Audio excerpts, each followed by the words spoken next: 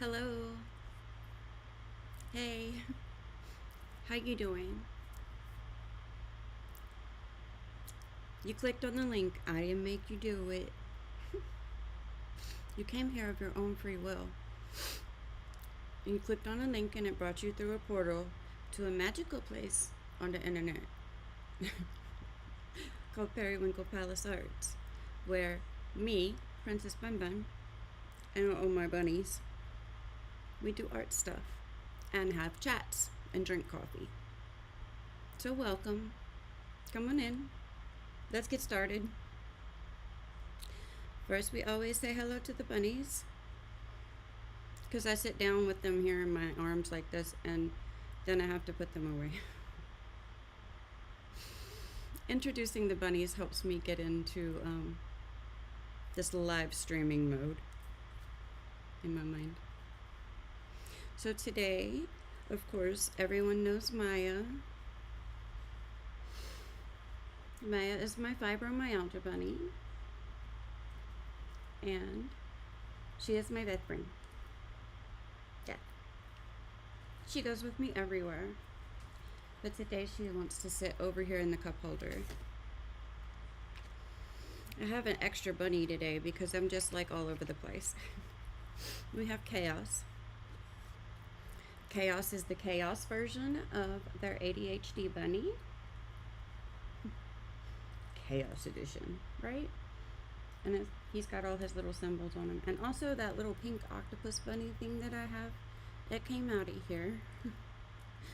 I don't know if he has anything in his pocket, but you can put like little things in there to help soothe your anxiety from the chaos in your mind and the chaos around you. Are you gonna like just jitter off? You gonna jitter off the dust today? All right, bud. We also have Legion. Legion is my dissociative identity bunny. It used to be called multiple personality disorder. I like Legion's ears. Check it out. He has multiple bunnies in his ears and his other little symbols. Yeah. And then we have LeeBeeBee again. And as I said last week, she is named after a character that didn't live very long on this show I watch called Murderbot. It's a great show. And she's the chronic pain bunny. I'm having the things today. But here's the deal. We try to show up every day to this desk. And beyond that, whatever happens, happens. Whatever. So the no matter what is a thing.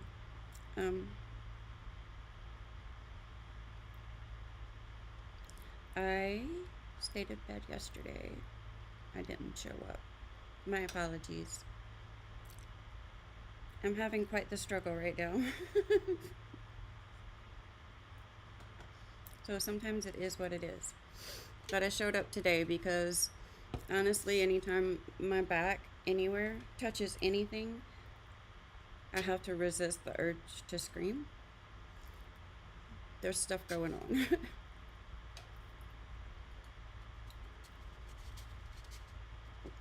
But staying in bed does not mean that I get nothing done. In fact, I do art quite well from my bed.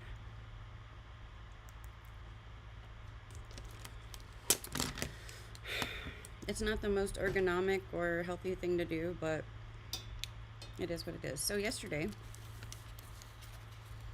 I did a couple of things. I went ahead and used my Derwent blender pencil and I blended everything on the shirt. And then I started blending around the edge, the cast shadows of this, and I got from over here to about right there. I didn't want to have to do all of this blending on the stream anyway because it can get pretty boring. I find it meditative, and that's when I get into the most mindful areas. So we're going to finish blending the headband and its tail, and then we're going to work on coloring the guitar today. Before we do that, though, we have to pick the colors. I have an idea, but I'm just not sure where to go. I do know that I want to do like a lighter tan color, and I'm trying to decide what tint I want to give it, like what tinted color. So like a light tan with green, light tan with I was thinking about orange, because orange is a contrasting color to the colors that are up against it. We'll decide. I tried to trace this with just my white pencil, and it was not working. So I printed this out, and then I rubbed white chalk all over it on the back. I know a lot of you guys probably know this trick. I very carefully cut out the guitar at the top and the bottom, and I used that to line up the image correctly. I taped it down to my clipboard, and then I used a regular pencil and traced everything. Did I trace the beads? Yeah, I even traced the beads. Now, some of it came out a little blurry, but that is perfectly okay. I'm just I've never tried to transfer anything onto this kind of paper before, and because it's so textured, I was a little bit concerned that we would end up with just chalk all over it instead of pressed into the paper where we needed it. But that did not happen. I'm actually pretty impressed with how it came out. So what I'm going to do is anywhere that's kind of messy, like the beads are really messy and there's some stray marks here and there, I'm going to come over that with a kneaded eraser, and I'm going to retrace it with the Barathin. And then I'm going to come over the whole thing by rolling my kneaded eraser over it. I wanted to show you guys that. So now we have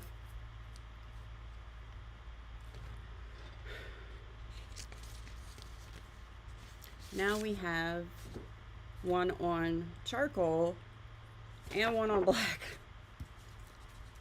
So we have some more decisions to make. Decisions. Art is all about decisions, you know? Also, I would like to maybe start on a marker class soon and alternate back and forth between them, because my hands are starting to be a real problem. It's just winter time, and this is what happens. Yeah. So we're gonna go ahead and get into the blending, and I have some ideas that I might throw out. I don't know. I woke up this morning and did something that I haven't done in quite a long time, which is open my Notion app, and I just wrote, because a lot of times I wake up in the morning with like frantically racing thoughts, and sometimes my best ideas come from that. So I thought I'm just gonna open up my Notion over here on my iPad, and I have a really bad problem where I will write stuff down and it is never seen again. I don't go back and review it or look at it, kind of the way I do with these live streams. So I thought maybe I can just open those notes, because honestly at this point I don't even remember what I wrote. And I just thought maybe I can look at that and review my notes, maybe, right? I have a lot on my mind, and I don't know how much of it we'll be able to talk about and how much we won't, but at least I got my time-lapse camera back up. Yay. All right, I've got my Derwent blender. This pencil has lasted me about 2 years, and it's almost to a point where I can't use it anymore. I have another one. Where? I don't know at the moment. Oh my goodness, that hurt so bad. So I have these knots in my back. They're extremely sensitive to the touch, but I can't feel exactly where they are unless they're touched. And it started like Monday evening in this arm. So there's a knot in, like, right next to my shoulder blade. And I only know that because my husband was trying to massage whatever was going on with my arm out last night. And when he touched that one spot, I had to restrain myself from screaming too loud because it was really bad. Anyway, it's making it very difficult for my arm to lift without pain. And it's starting now on this side. And that's basically why I stayed in bed yesterday. But after the day in bed, I realized my back still hurts and it's starting to hurt more. So there's something internal going on that I have no control over then. Okay, that's what I've decided. Just quit trying to figure out what's going on. It's just my body being weird, as usual. And when I was leaning against my pillows this morning in bed, I realized that there's like something going on with my lower back too. It feels exactly the same. So I really don't want anything to touch my back at all at the moment. So I decided I might as well go ahead and get out of bed.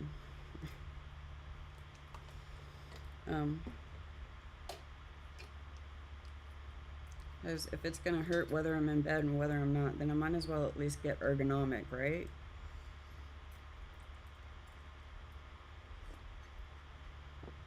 We need a couple of things to do art here. We need our hair to be cute, and y'all, it's not. I can't even see it, and I know it's not. I didn't really. I just put it in pigtails and stuck that little bunny in there wherever it goes because I'm not wearing yellow today. I mean, wearing a little bit of yellow, but I feel very frumpy. This is me frumpy, okay? It hurts tonight to sit up straight, y'all. I have to laugh at it because if I don't laugh at it, I would just be a miserable person all the time. So I always laugh at myself. And I always try to look for a silver lining. Like, my back is killing me. And I don't want it to touch anything. Silver lining. It gave me a decent reason to get up out of the bed. And I made it to my studio. Right? Silver lining. Okay. So, hair is handled. Whatever. Whatever. And coffee. Must have coffee. I'm going to tell you something. It's really bad. My arms hurt really bad because it hurts to pick up my coffee cup and lift it to my mouth. That is unacceptable. Somebody tell me, tell my body, speak to my body, dear body, that is unacceptable. I need at least one hand able to lift my coffee to my mouth. This is ridiculous. But if somebody else besides me tells my body this, it'll listen. That doesn't ever listen to me. All right, guys. Got my blender pencil, and we're just gonna blend out the rest of this. And I don't know if you can tell, but I think this looks very nice blended out. So, for example, right here in the pink area, I was able to extend that. I don't know if you can tell, but you can see that. I can see that little line of pink goes out a little further. There's a lot of smudginess all over this image, but I will clean that up in a little bit before we start the guitar. Breathing through the pain. All right. I'm going to go ahead and get my disclaimer out of the way so I don't have to be thinking and reminding myself to do it through the whole stream. I am not a professional. I am not trained to do the majority of what I am doing. While I have taken classes, that does not make me a professional, an expert, etc. I don't do tutorials most of the time. I've never done a tutorial specifically. But what I do is I sit here and I do art, okay? And whether that is coloring with pencils, drawing, which I'm about to pick back up again for the winter,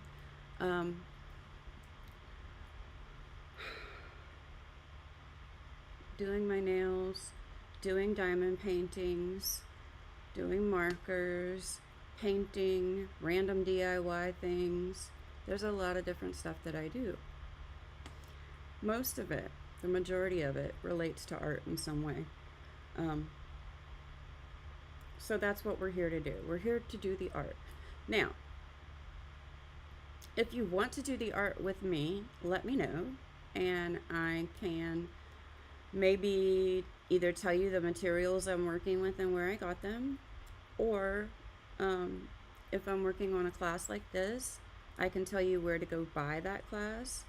Kitten Clouder, that's where I buy all my classes. It's tagged in the description box. Also, Plushy Dreadfuls is tagged in the description box. That's where I get my bunnies. I am not here to sell you things. I do not have monetization turned on anything. I don't do Google ads. Yes, I know how to do all that stuff. I don't want to. And it's not a lack of know-how. It's not a lack of time or anything like that. I just don't want to. I don't ever intend for there to be a monetary profit of any kind off of this account. Periwinkle Palace Arts is a passion project and not a income. Not even just to support me doing this, because I support myself doing this. All right? All right. So that's my disclaimer. What we are here to do is you can do the art I'm doing with me, or if you want to, bring whatever art you do that you enjoy, and you can do your art while I do my art. It's called Parallel Play. And we're just going to have conversations. Now, sometimes if there's nobody in the chat, I get real quiet. And I never know what day it's going to be like. I never know what the day's going to be like until I sit down here and get started, okay? So today I could be very talkative.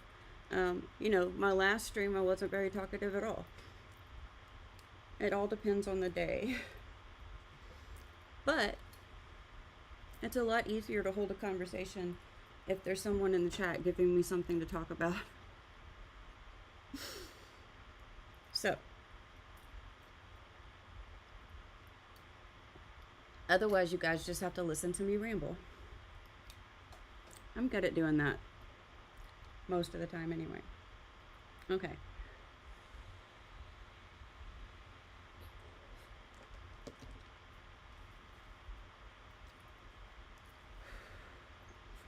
So I've got my blender pencil. Now, if I was doing something super small and detailed, I would want this pencil to be super sharp. But it's not, because I prefer a slightly blunted blender pencil when I'm doing this. And a very light touch. When I say light touch, I mean lighter than you think it needs to be. I'm just going over the cast shadow area. I'm letting the pencil do the work. It's a tool, so we let the tool do the work that the tool is supposed to be doing. We don't force it, anything like that.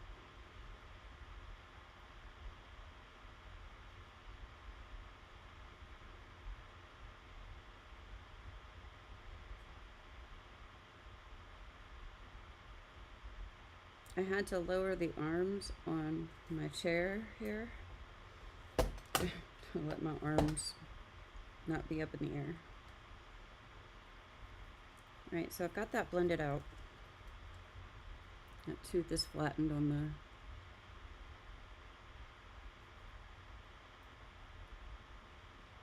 cast shadow. I'm going to very carefully do this I'm going to do this very carefully. Sorry. I'm going to start at one color, okay, and just work it into the next color. Then I'm going to wipe my pencil off and then do the next kind of color blend together. So this is like processed red and poppy red. So I'm basically just going back and forth like this with this pattern to blend it back and forth.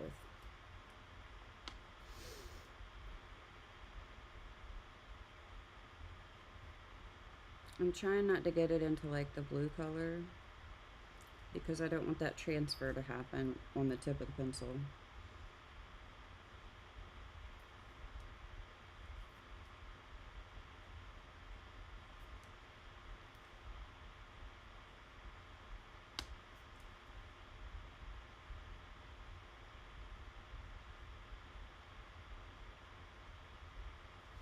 Okay.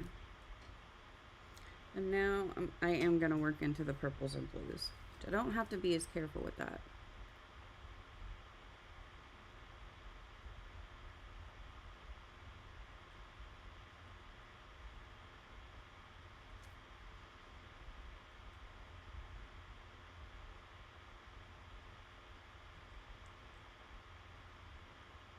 Just smooths those colors down.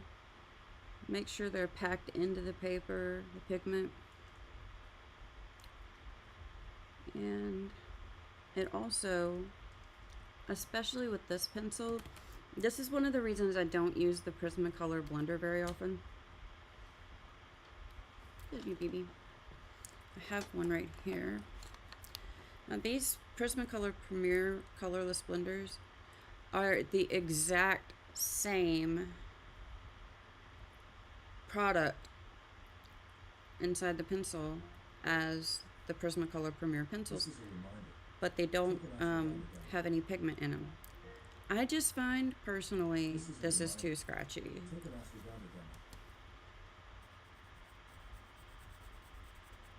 And I find that it applies more wax to the paper, which is cool in some places, and it can be very helpful if you don't actually have a lot of pigment down on the paper yet. However,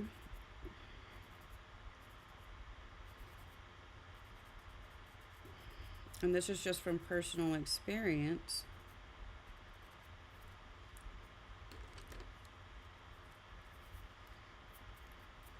I find that it doesn't give as clear and deep of a look as the Derwent blender does over the Prismacolor. So I feel like the Derwent is a little bit of a harder medium. Not a lot, but just a little bit. And it creates a really soft, beautiful, rich color. But it doesn't apply as much of the actual product back down onto the paper. What that does for me is it doesn't create an additional wax bloom, like that filmy, waxy coating on top of the paper, on top of the color pencil. Wax bloom can make your colors look washed out, or maybe even dingy. I'm not sure if that's the right word. But basically, it makes them look kind of dull. This pencil, I find when I use it, it can actually remove the wax bloom that exists that comes from just the pigment. So for me, I feel like it makes the colors a lot richer and it just makes them pop. And I love that. So I find that the Derwent blender paired with Prismacolors is a wonderful combination. That is my personal opinion. Everything I say in this is my personal opinion. Everything I say in my live streams is my opinion. I wouldn't take it as fact. Your mileage may vary. But I do love to hear other people's experiences as well.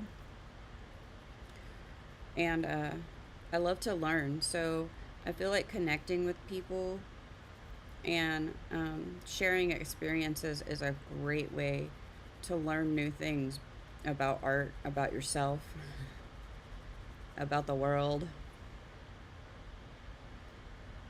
And that's really all there is to the blending portion here.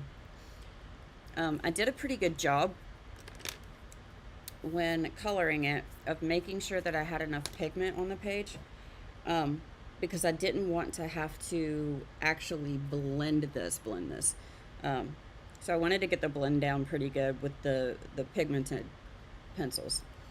And I did that fairly well, I think.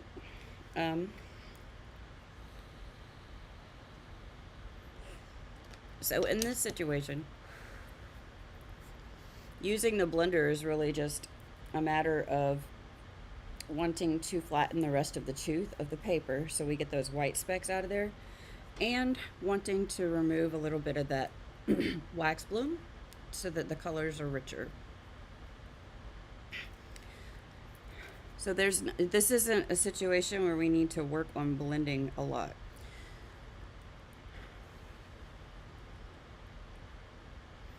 So there's little white specks here in this red area, and that is the tooth of the paper. It's the little bits that stick up in the texture that create this honeycomb pattern on this paper. And what that does is it helps grab your medium and hold on to it.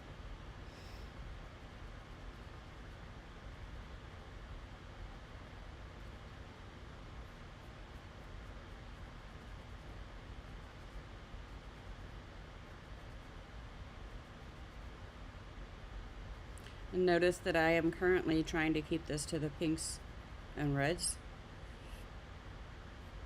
I do want to blend the pink and the purple together, but I don't really want to blend the red and the purple together.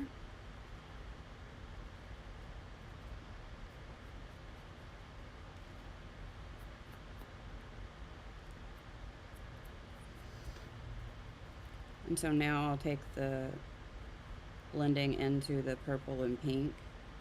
And I'm going back and forth. I'm following along the lines of that starburst kind of pattern that we created.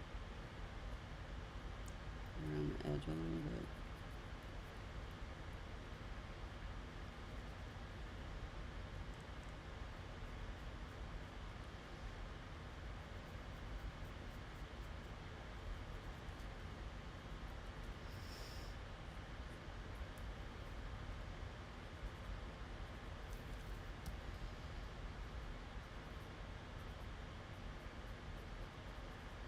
So I listen to music all day long.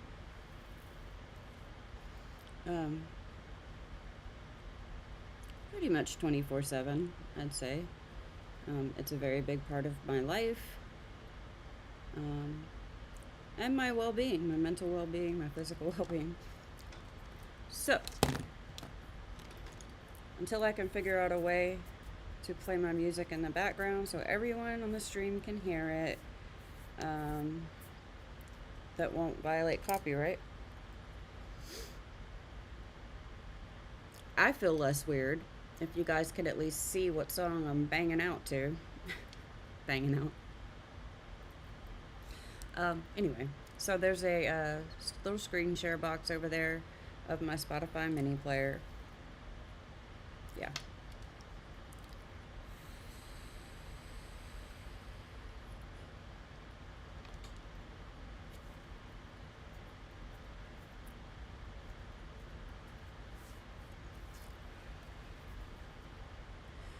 Alright, next tail, we're just gonna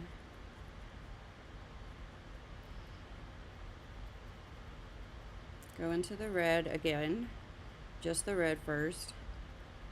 There's a good bit of tooth show in there, so I want to make sure I get that out.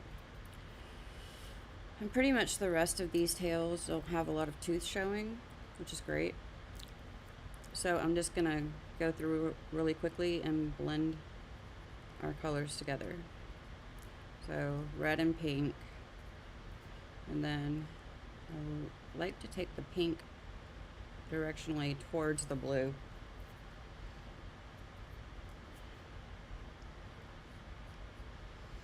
Because if you don't, that happens.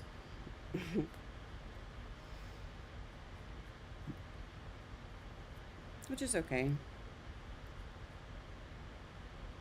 It bothers me. But again, we try to let go of perfectionism here.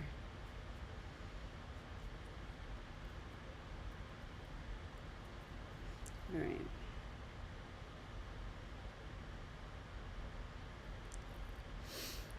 When you take the pencil, the blender pencil around the edges, if you go right up against the edge and basically have some of your pencil point outside the line, it smooths down that line. And then you can come back and clean it up with a kneaded eraser.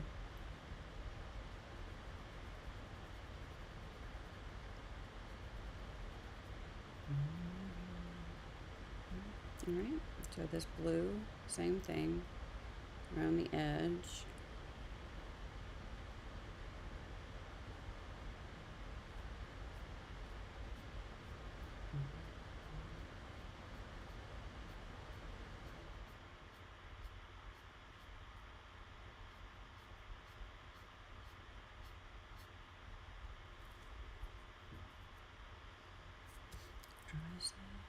And then I'm going to do just the purple into the blue.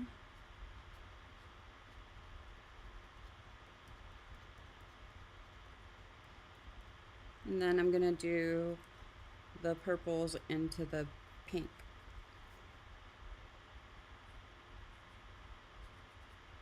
And some colors blend really easily together. Others not so much, and you have to kind of pick and choose which color you want to go towards the other color. Because if you go back and forth through them, they'll get muddy. Right? So that's pretty much all we have for that. Later on, I want to come back through all the tie-dye stuff. We're going to add some darker colors and just little bits and pieces here and there, and also some black to make it pop a little bit more, and also some white. Okay, but we're going to move on for right now. I really want to get into this guitar.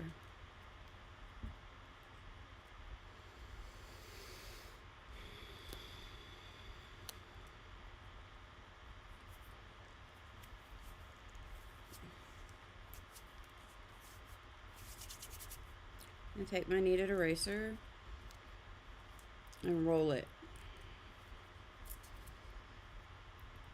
across the paper.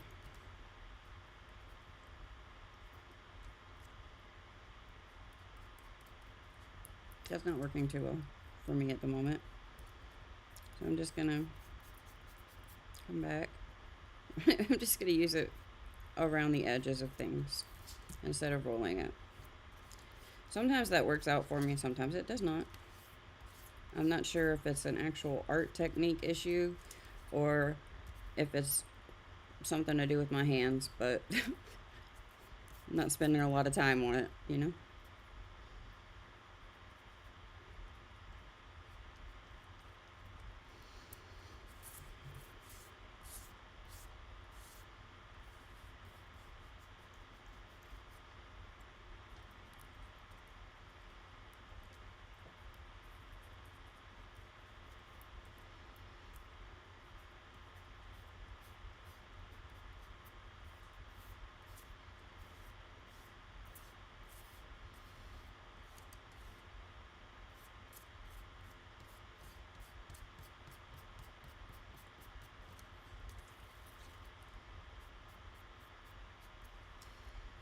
Okay. So I'm going to go ahead and pick out colors for like the tan base of the guitar that I want to create. I want it to be a lighter color than the previous one. And then later on we'll decide what we want the color tint of it to be. So like on this one, it's a pretty dark brown, but it has that kind of pink tint to it in the details, and also around like the edges in the center of the guitar, the face of the guitar. So we're gonna do it kind of like that, but I want to get it in a lighter tone. So I need to firstly find the paper that has the colors on it.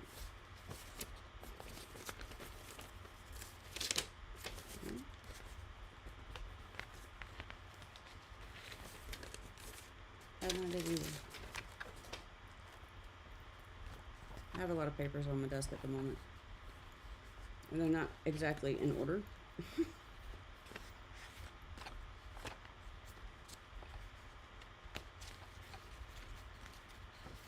It's to-dos and whips and random papers. Okay, so with the guitar, we use dark brown, chocolate, light umber, sienna, goldenrod, and beige. Some of those colors are the same colors I was thinking about using. Oh, bunnies. Where you want to be? Over here? Okay. So, one of the ones that I want, I know, is beige. What else do we have up here? Because I don't have all of my pencils out here. So I'm trying to see if I can create this color with just what's on my desk.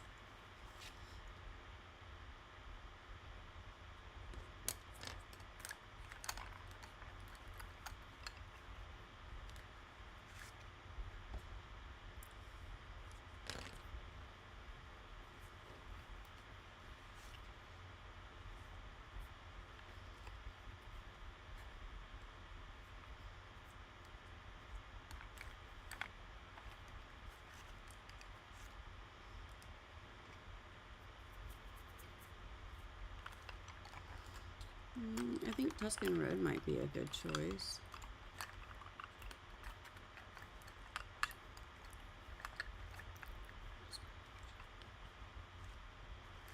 If we were gonna go with kind of a pink tone, but we did pink tone on the other guitar. So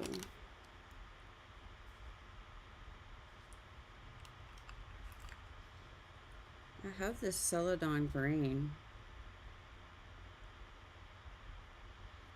which is giving me a little bit of inspiration.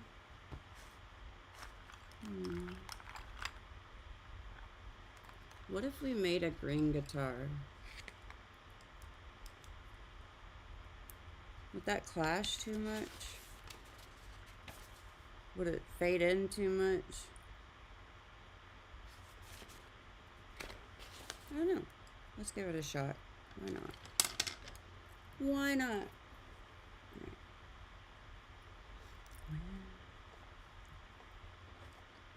Uh-oh. I don't know. You want to sit there? Or you want to take a nap?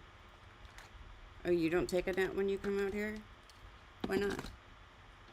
Oh, hypervigilance. I feel you. I feel you. Alright.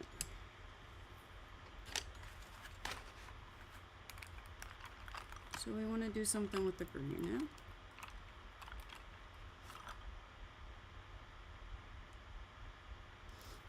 I got this idea. I've got olive, green, pale sage, grass green, celadon green,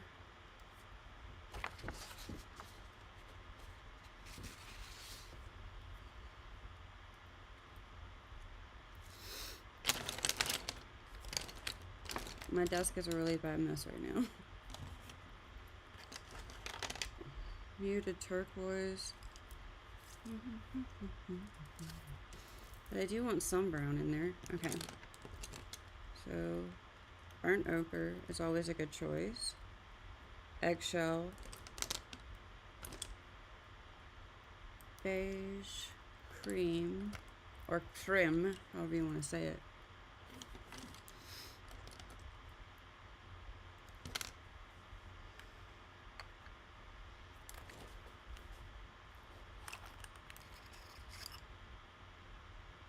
dark umber. I want to go lighter than that. I don't want anything too dark.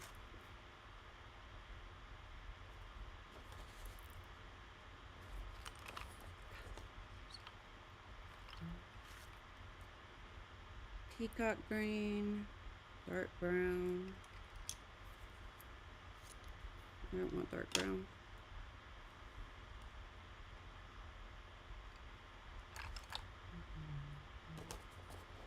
We're not going black either. Got terracotta. That could be pretty, but I don't know how it would be up against the green. I'm looking through the Verathons because sometimes there's interesting colors in there too that I don't have on my desk. Okay, here we go. I've also got light green. This is going to be an interesting color collection here. So this is what I pulled out.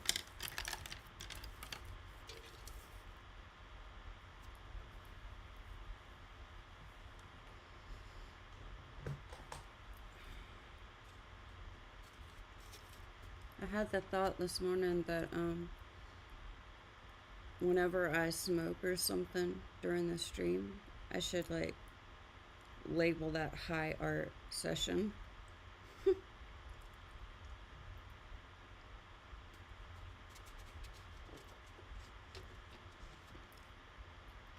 I have not smoked yet today, but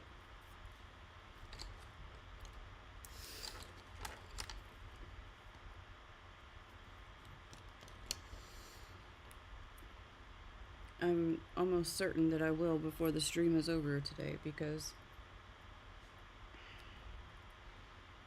the world is interesting today. Alright, so this is just the colors that I have on my desk. If we can't find something I like within this, we will look in the drawer over there. So this is terracotta.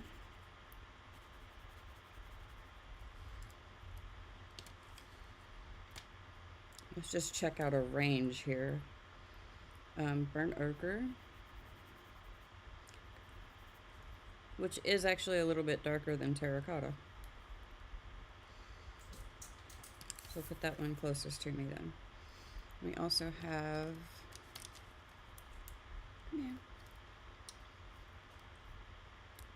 beige. We'll go this direction.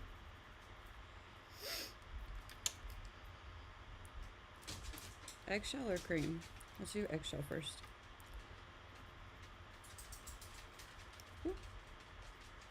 And cream.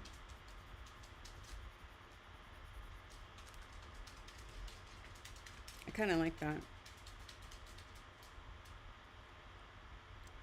As the first swatch, it's not bad. So that would be the base of our color. And then we could do the details with green and also add a green tinge to the, is it wood, leather, pale sage. I'm not overlapping them, I'm just swatching them because sometimes green is hard for my eyes to get a feel for. It's muted turquoise. Pale sage, olive green,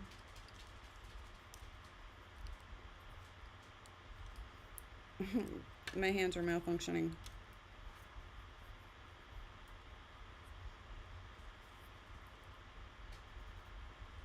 Celadon green, that's one of my favorite greens. Grass green.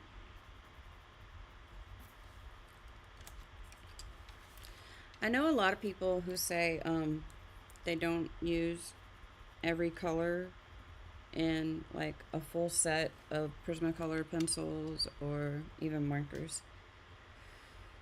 So they only will buy like the colors they need.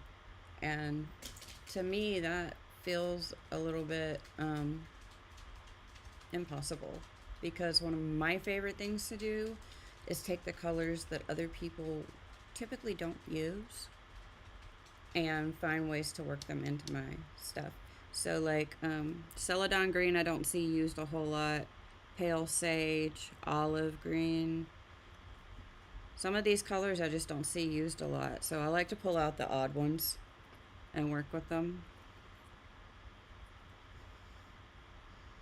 Okay, I'm going to once again pull out our previous art to use as my reference so that I don't have to use my iPad. And I can use my iPad for other stuff, like let's start this Audible book.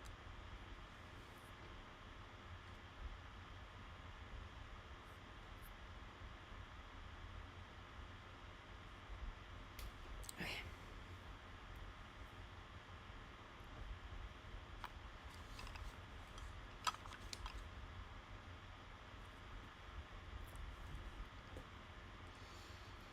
So I'm going to take my darkest color,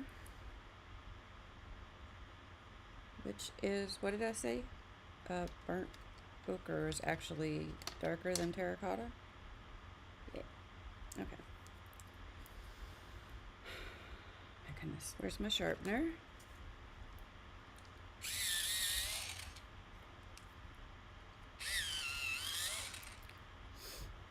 So, I saw something yesterday that made me just go, oh my God. The White House is a historical, majestic, beautiful thing. Or rather, it was. One of my favorite parts about the White House is that was the Rose Garden. And it's been torn up and paved in marble or something.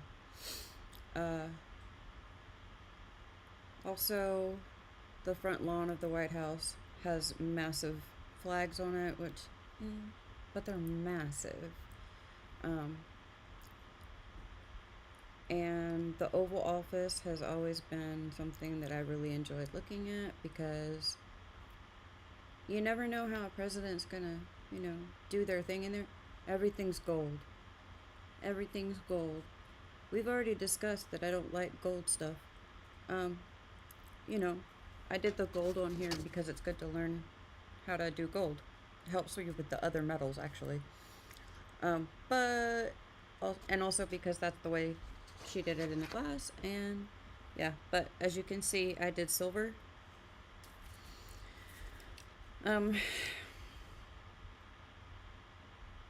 So there's that. It looks, I don't even want to say what it looks like, okay? It's horrible. Anyway, so we've all known that he was going to do this ballroom project, which, come on. He said he wasn't going to interfere with anything in the original structure. He lied. I don't know why that surprises anybody, but he lied. Yesterday, Monday, after the weekend where all the 7 million plus people turned out for the No Kings protest across the whole country, 7 million is their estimate.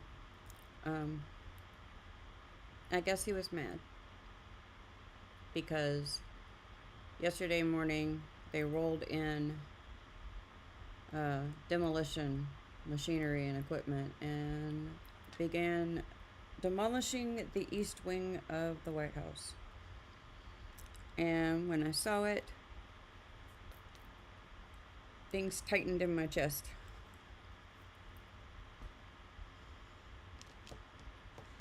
It was quite jarring, I guess. Alright.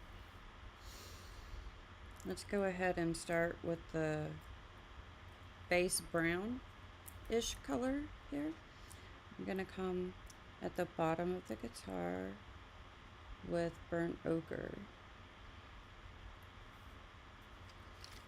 I need to move all the rest of these pencils out of the way so I don't get them mixed up with my colors. I really need like a little tray of some sort that I can just lay my colors on as I'm using them so they won't roll. Because it's usually pretty important for me to keep my colors in order.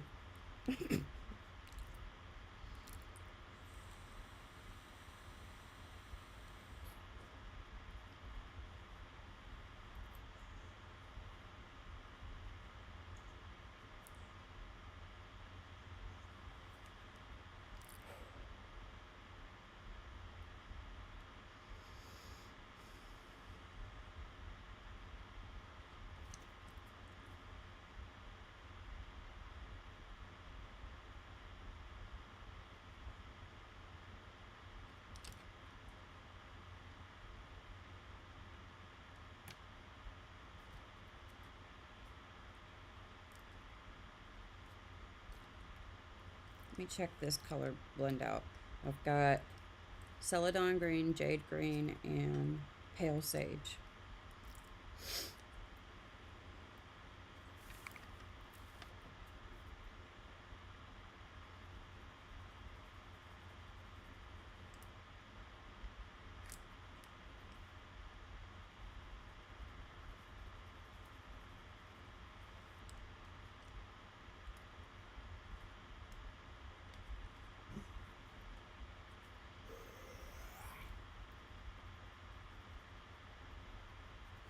I really think that's pretty.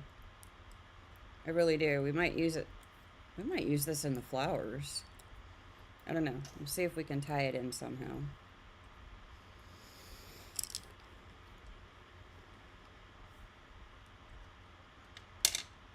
I try really hard not to drop my pencils. I don't want to break the core. Okay. Back to burnt ochre. See, this is why Khaos is at the desk today, because I'm back and forth and a little scatterbrained. But I'm here. That's what's important, right?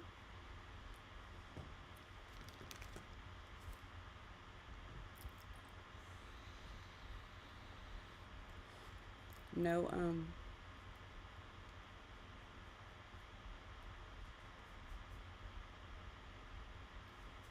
no news today. Not now, anyway. Not for now.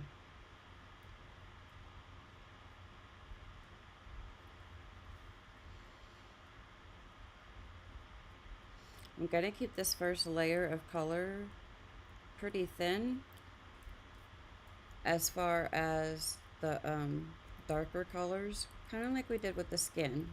That way, as we come back, we can opt to add more and not have to work with having it too dark, because I really do want this to be a light colored guitar.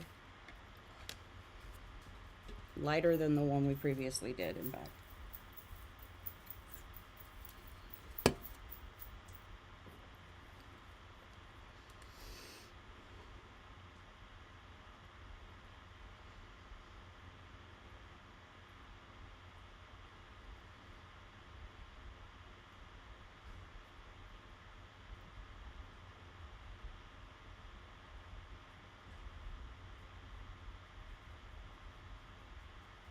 Even still, we are applying a little bit more thickness to the darker areas where there's more of a cast shadow. And over here where there's some smudginess from the shirt, I'm just going around that and kind of going over it. It's fine. We spend so much time when we're younger being told to color inside the lines. And all my life I kind of heard that whole like cliche thing of be bold enough to color outside the lines, and I was like, if you color outside the lines, the logic of, you know, a child, if you color outside the lines like these motivational quotes suggest, you're doing it wrong. Doing it wrong. Why would you do that? They gave you the lines so you could stay inside the lines to color the thing that they gave you to color.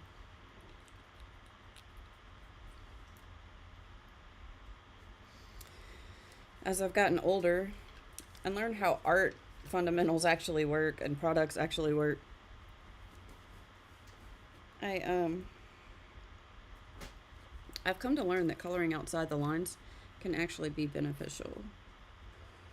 So And also that coloring outside the lines isn't the end of your work, your art. You don't have to crumble it up and throw it away. And it doesn't have to look exactly how the line artist drew it. You can change it if you want.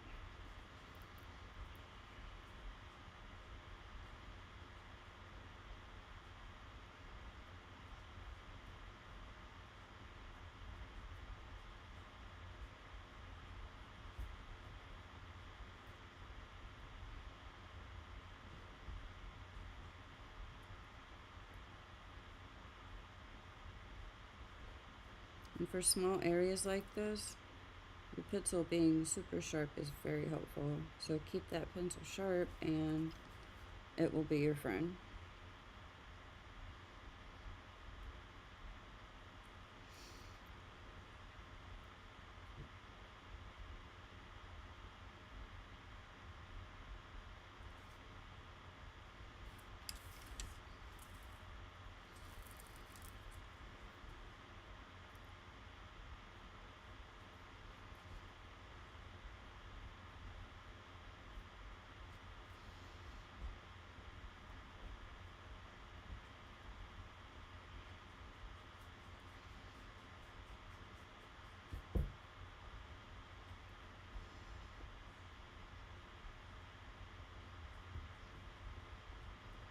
So now I kind of see the line art that I'm working with is basically a starting point for whatever I decide to do with it.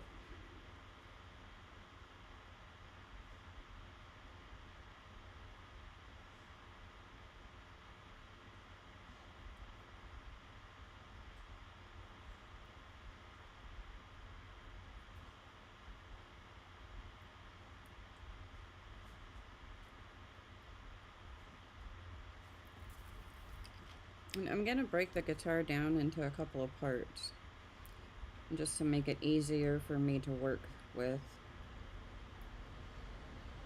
And also because I want to be able to adjust the colors before I do the entire thing if needed. So coming around, I think this is called like the fret holder or the string. I don't know what it's called. Never mind. Why am I even trying to guess? Why am I doing that to myself? So I'm going to stay here, and I'm going to leave the handle and the, the strings for later. Go around the hole. We're going to add some kind of design in there. I'm thinking I might want to kind of make it a little bit like opal. So on this one, we learned the technique that made that kind of looky thing. But we also learned the little technique to create that opal look in the earring. I'm thinking about using that opal look around the whole of the guitar. Let me know what you think about that.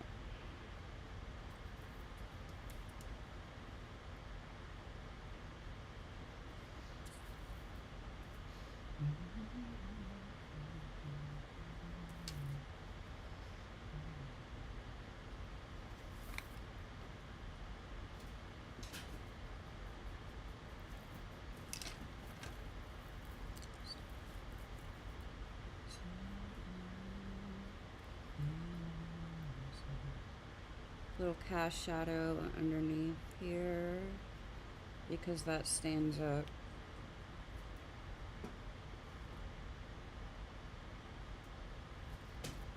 Right. Now with the terracotta, I'm going to blend that out a little bit and use it to add in a little bit more dimension. But I want to look over in my drawer real quick. So if you'll give me a minute, I'm just going to put up my little be right back sign and get my pencils over there.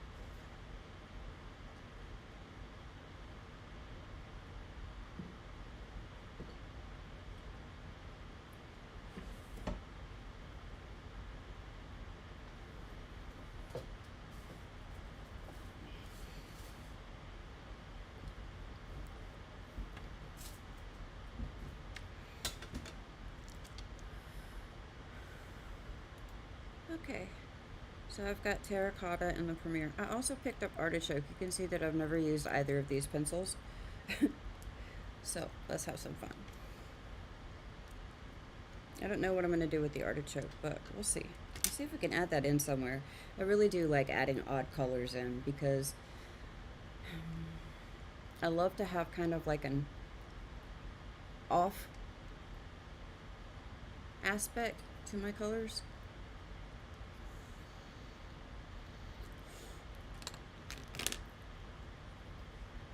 Let's sharpen this up.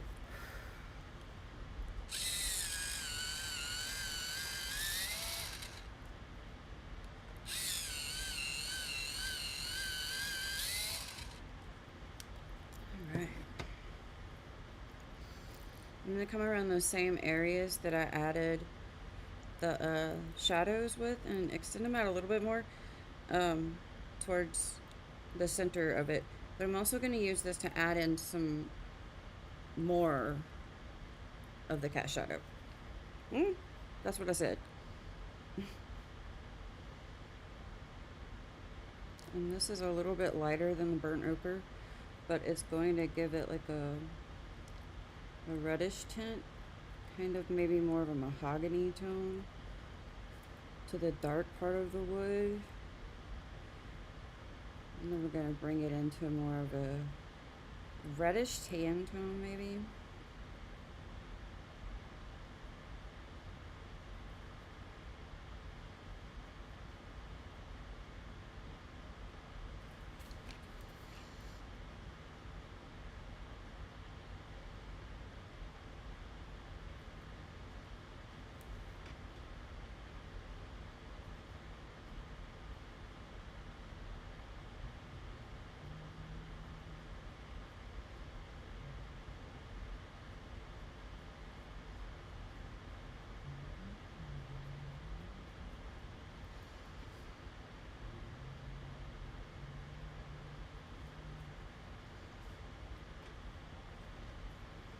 I really am trying to keep this centered, but struggling with it a little bit.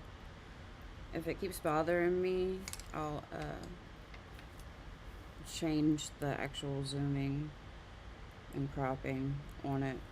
Right in the middle of the stream? Yeah.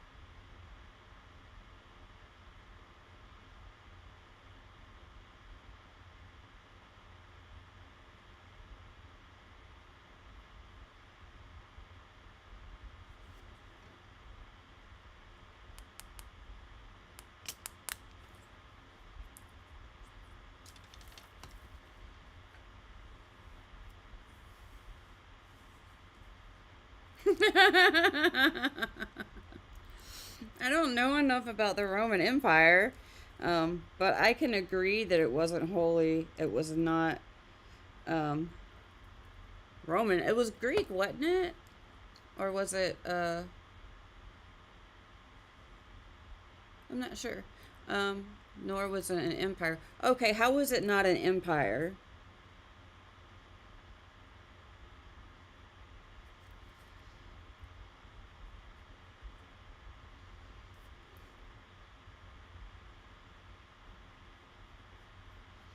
So I'm adding some cast shadow underneath this. I'm going to make it kind of like a little triangle shape to bring the cast shadow out more at the bottom of it than at the top, because there's a light casting down. And then around this edge, I'm going to make it pretty big too. Then around the top, thicker than it's going to be on this side, but not as thick at the bottom as the bottom. And then just kind of like that.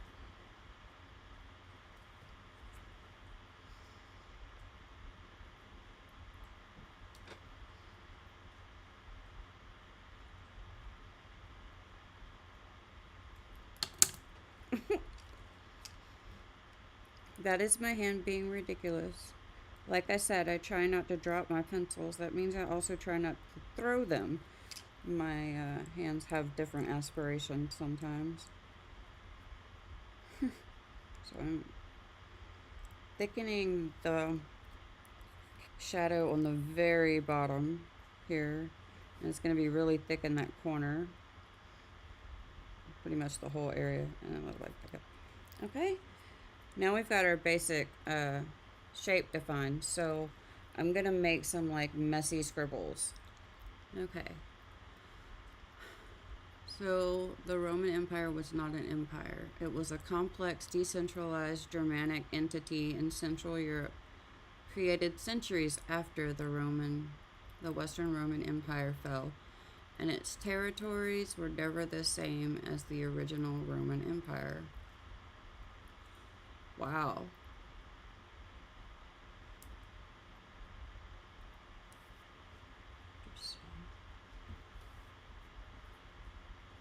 Well,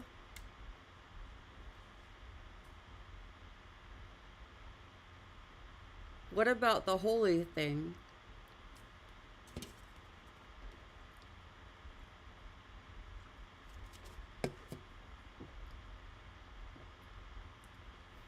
Okay, I'm going to make some fuzzy areas around this to make it look kind of textured.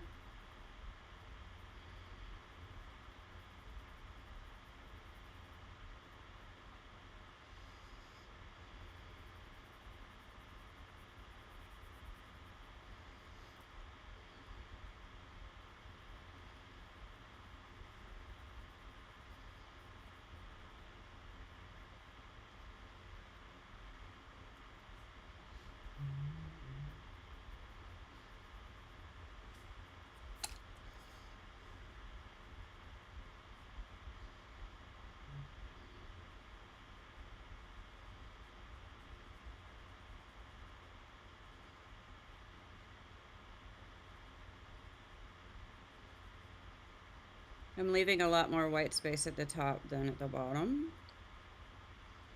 Again, just for the light source. Okay, that's our terracotta.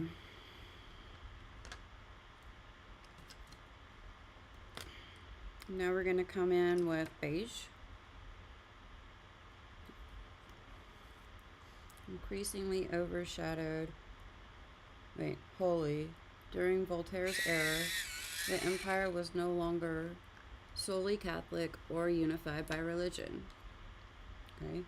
The Holy Roman Emperor, once the chief Christian monarch and spiritual representative of the Pope, was increasingly overshadowed by the kings of Spain and France. What time period are we talking about here?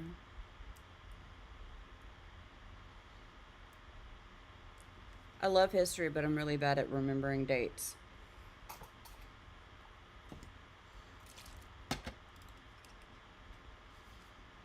And in fact, a lot of times when I'm thinking about history and I'm trying to remember when a historical thing happened, the only way I can remember it is by relating it to another historical thing that I know about. I might not know when it happened, but if I can gather, it's like I try to gather the facts together by relationship as to what time period they were kind of in and who else was alive during that time and what was going on in other places, and then I just group them together. But I don't really know which time period came before or after another one.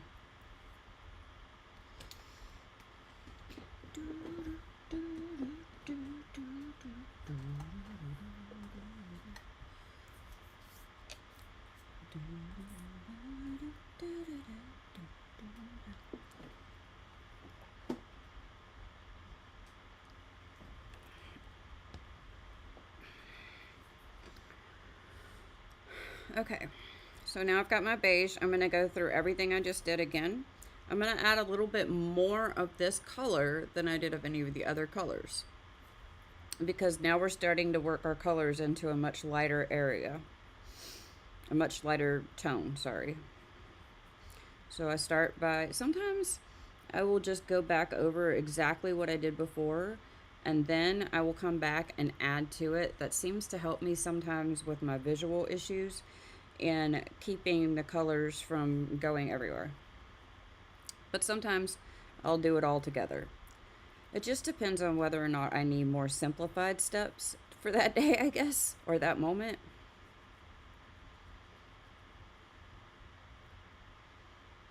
And also,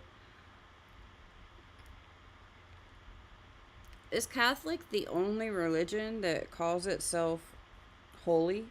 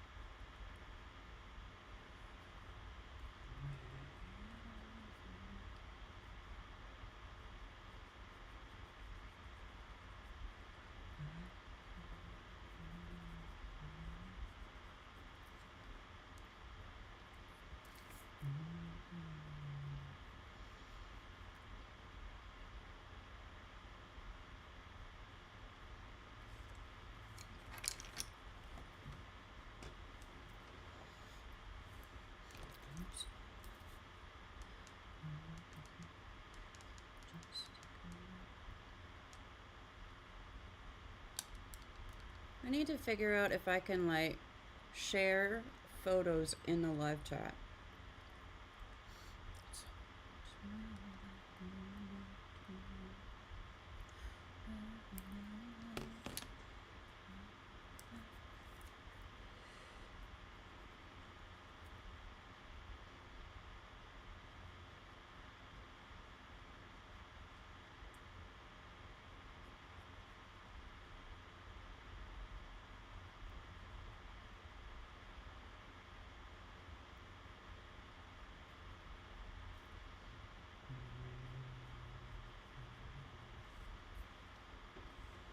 Roughly 1200 to 1700. Huh. Interesting. Interesting.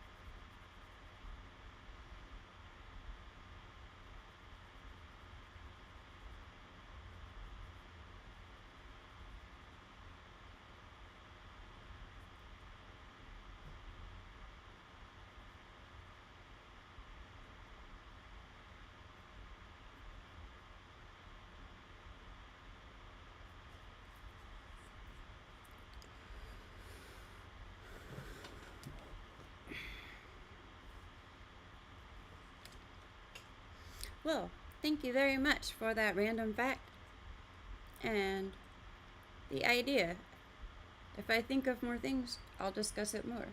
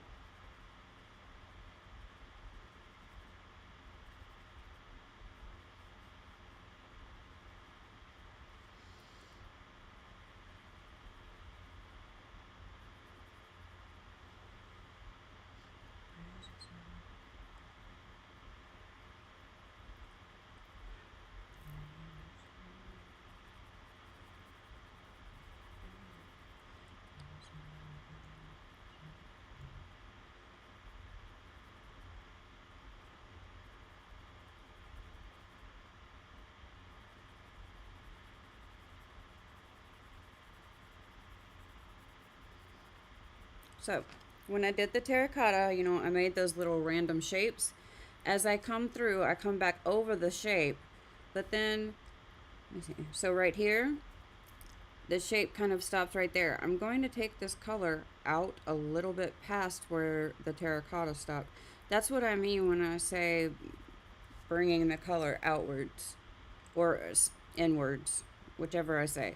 It means that I'm taking the colors in a stepped kind of way through closer and closer to the highlight color, and that's why I work from darkest to lightest, because I like to get my cast shadows in first. Next I have eggshell.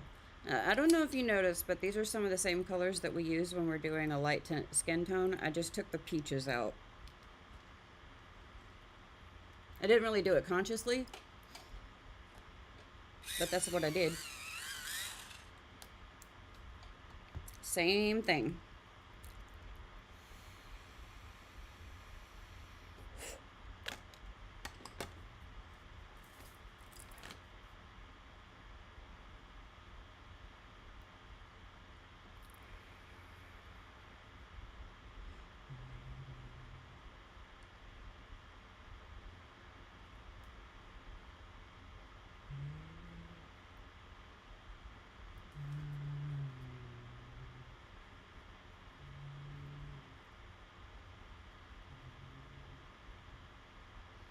How do you bookmark something in an Audible book? That's an amazing quote.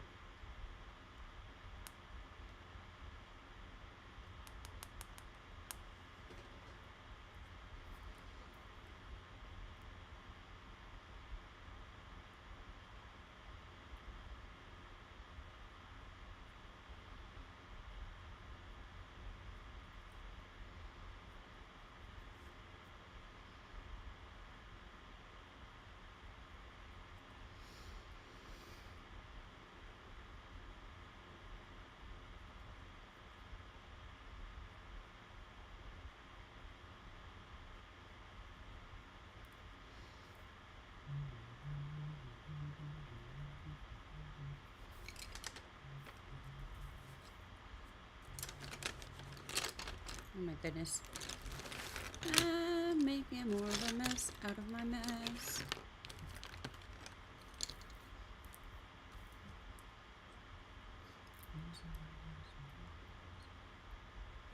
Where'd my brush go?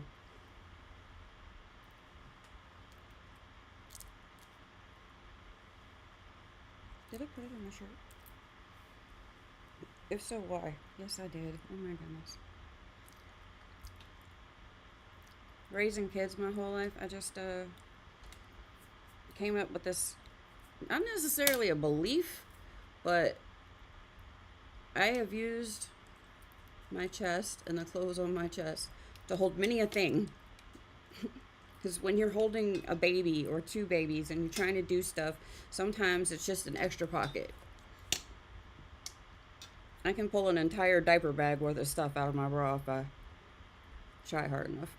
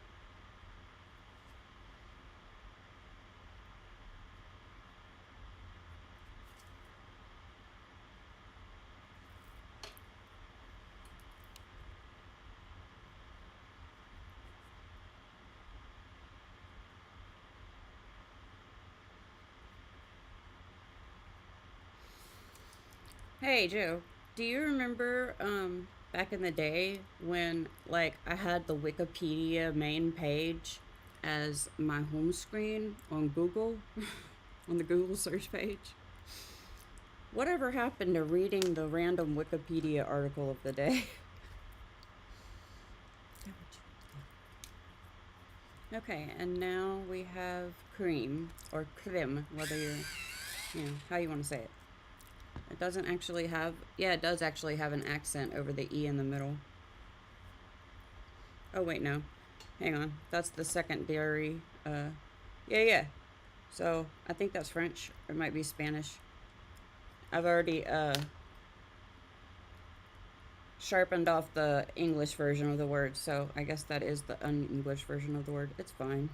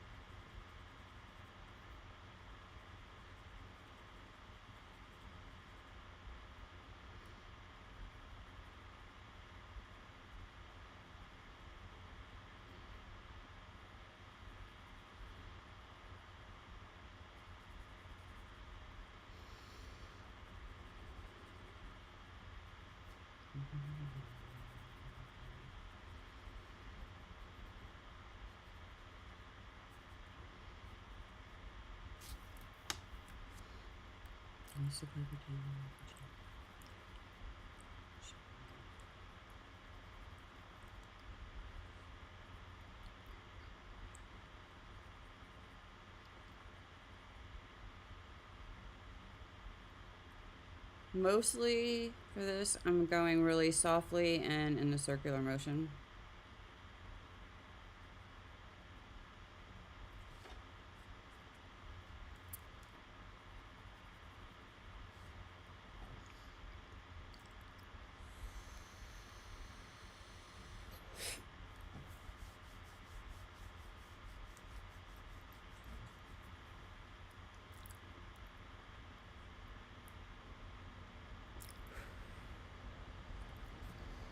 You think Wikipedia even... I wonder. Let me see.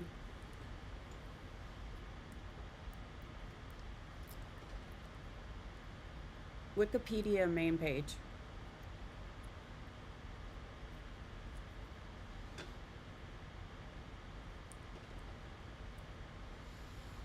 Wikipedia main page history. Not what I was looking for.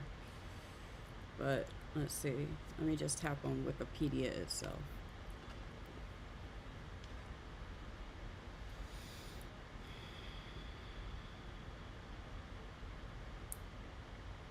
We've got today's featured article in the news.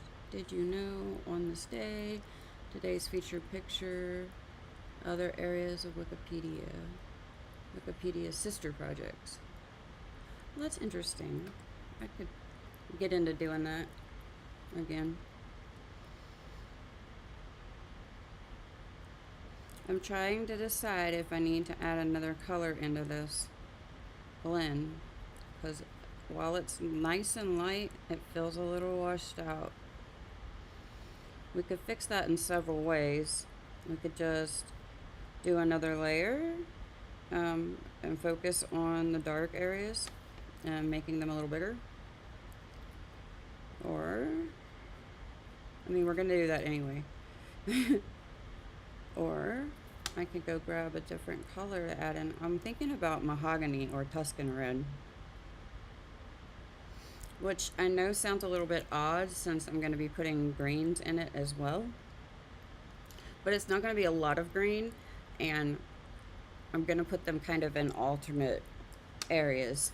So if you put red and green together, it makes brown, right? They're complementary colors, I think. Yeah. So they'll make brown where they're together, a brownish color, and that's fine, because that's what we're looking at, something that's primarily brown, okay?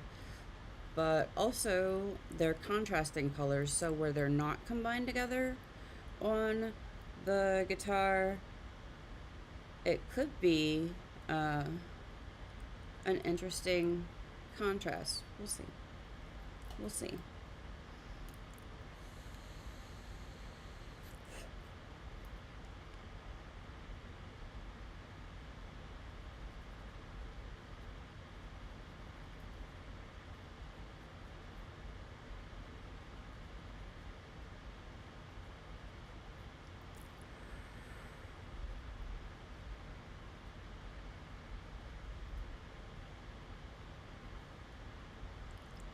Yep, I'm gonna go grab another color. Be right back.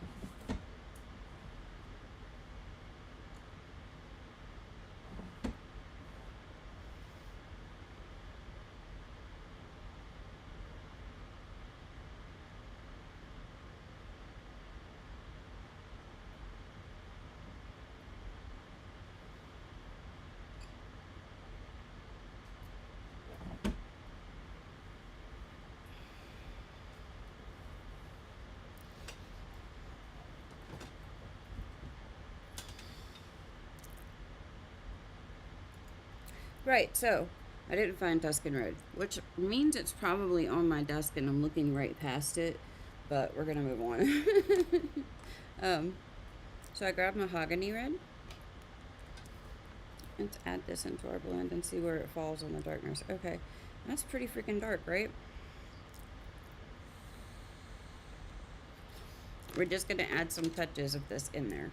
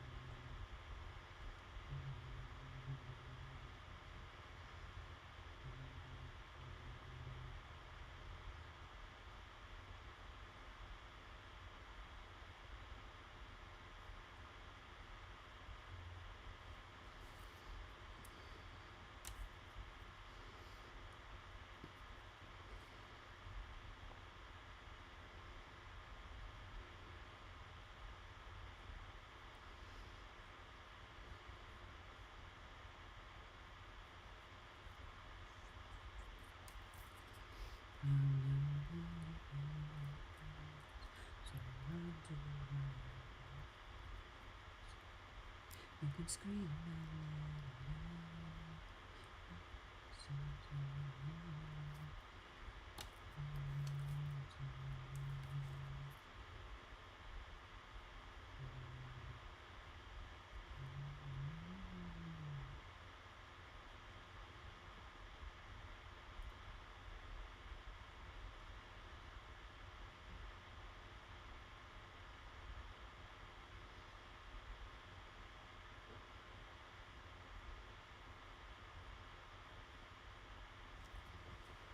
Okay. So I've added that into the cast shadows. And now I'm going to add it in very small doses. Very small amounts on the inside of the guitar face.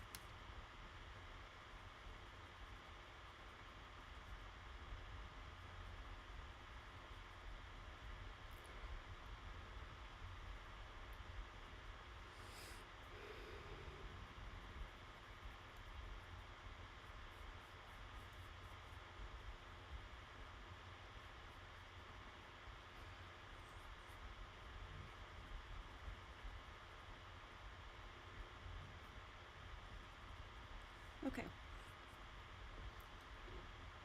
So now we're going to run through these colors again. Oh, before we do that, actually, in the highlight areas, I'm going to put a little bit of white.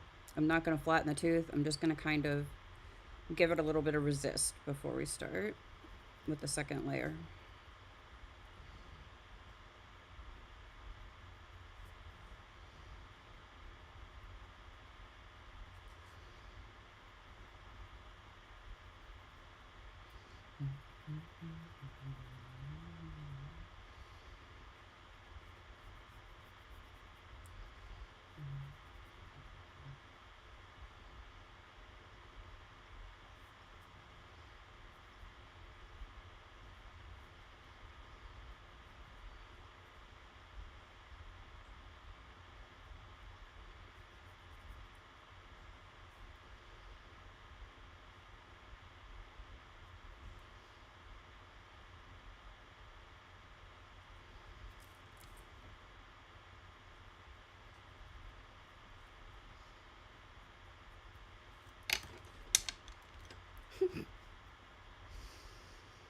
Welcome to the Flying Pencil Sideshow. It's not so bad when they fall like that, but when they fly across my desk, because they'll get flown forward. Yeah.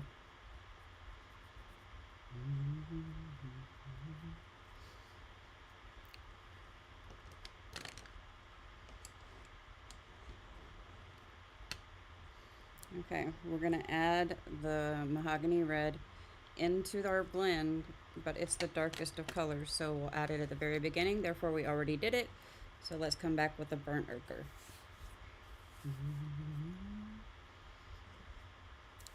That's okay, babe.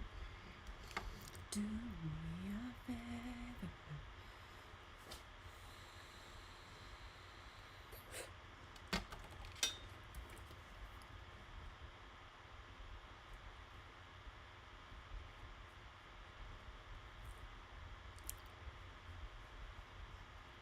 I'm gonna pick out some marker classes to do so that, like I said, I can swap back and forth between markers and pencils, because right now my hands are being very difficult. I'm not ready to set up another diamond painting, so we'll go back and forth between markers and pencils for a while. And I think there's one I know that I want to do right away. Like, I've been seeing it in my dreams almost. So I'm going to do that one. I'll show it to you in a little bit. And I also want to pull out like a Halloween one and a Christmas one. I have several years worth of classes built up in my email account. I printed out about a year and a half or maybe even 2 years worth of them. So I have this entire box down here by my feet.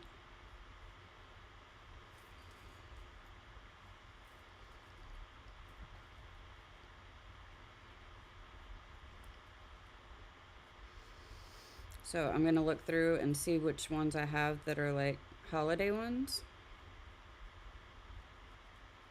And we'll do some of those.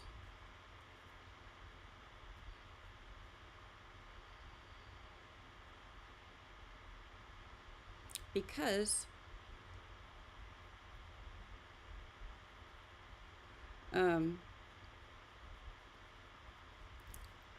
while I'm doing these customized class images, I know they're the same image over and over. So if they, they might get boring for you guys. So I'm going to throw some other stuff in there too.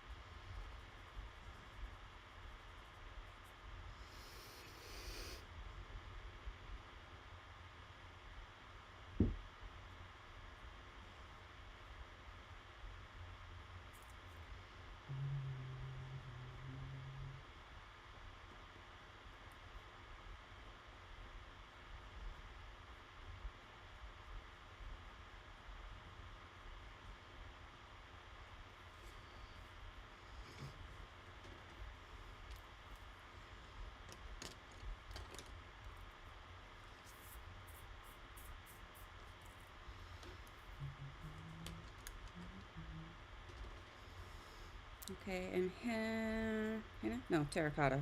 Okay.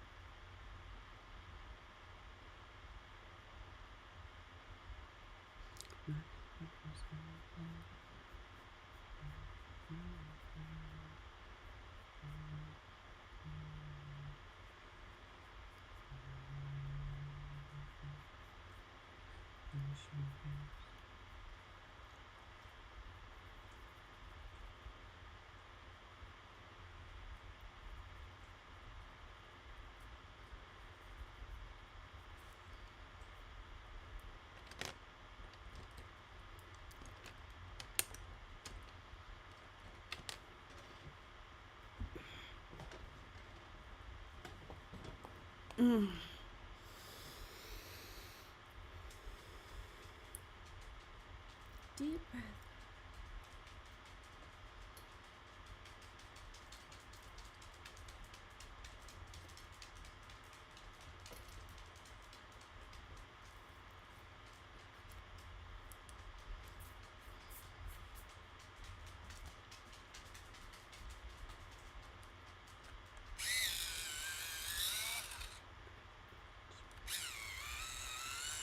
I really need to buy replacement blades for my sharpeners, both of them.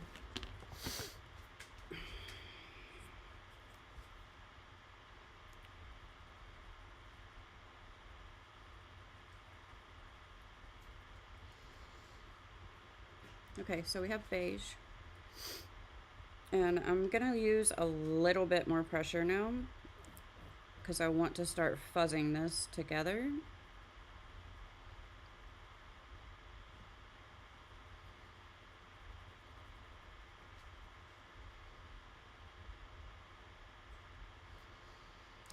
So, but there was a Roman Empire, right?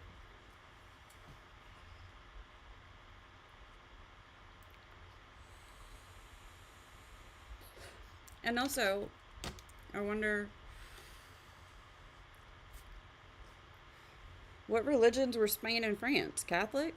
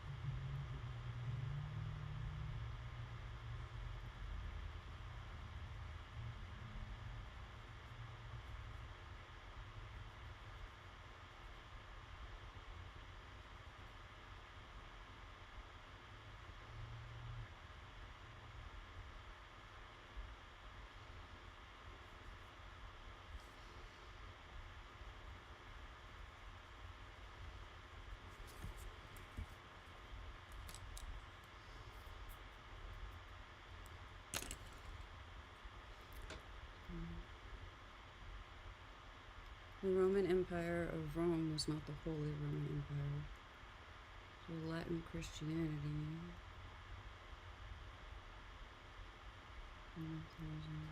Calvinism. Okay, so they were all different things.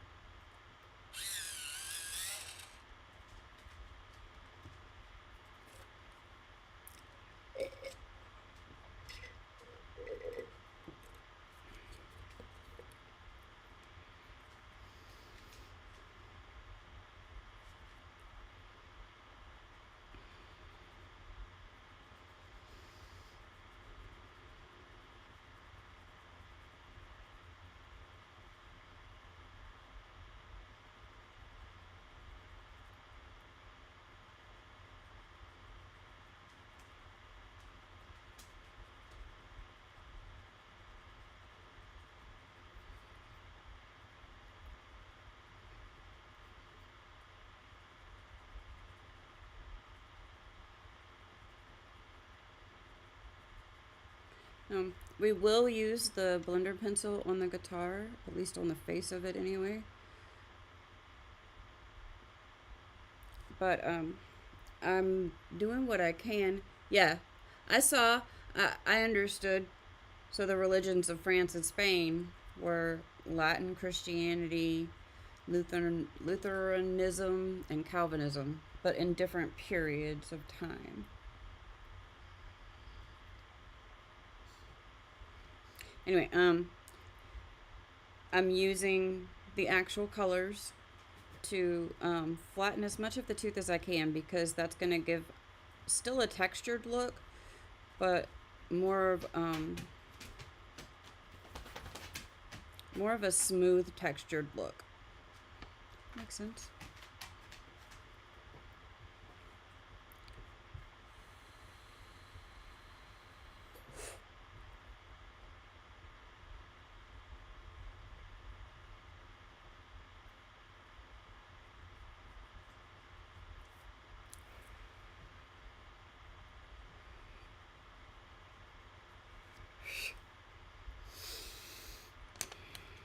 Eggshell.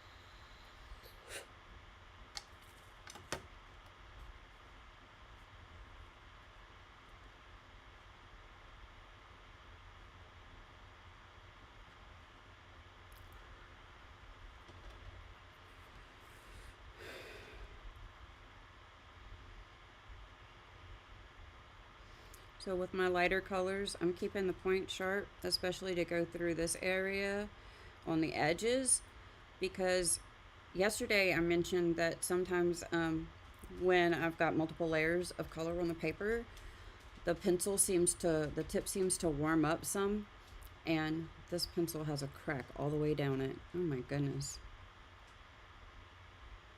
Okay, good to know. Anyway, the pencil kind of gets warmed up, and you can almost kind of carve with it. Like, it's like teeny tiny carving for me. And so that's what I'm doing right now with the eggshell, to clean up the inside lines of the guitar.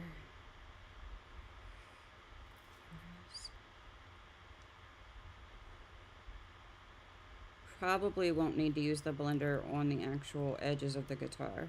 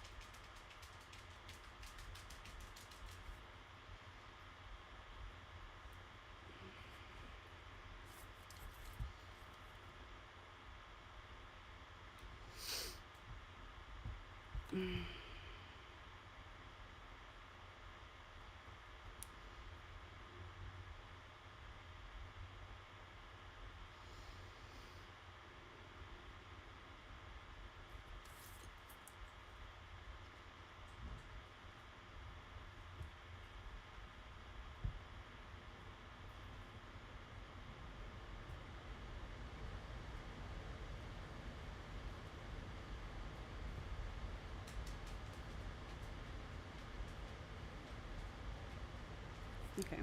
And on the face of it, yes, I'm going to use a little more pressure, but not a whole lot.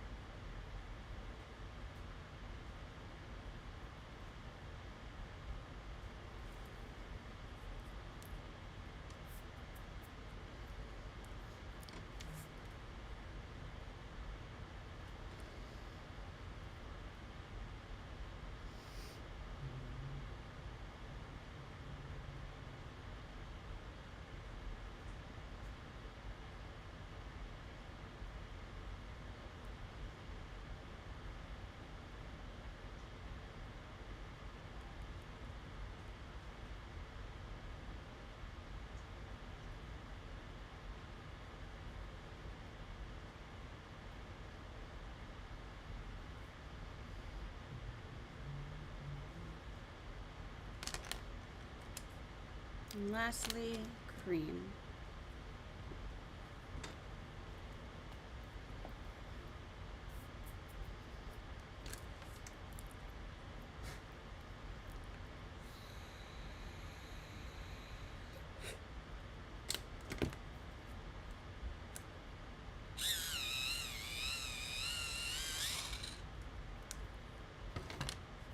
All right. I'm gonna go ahead and keep this mostly to the edges of the darker colors.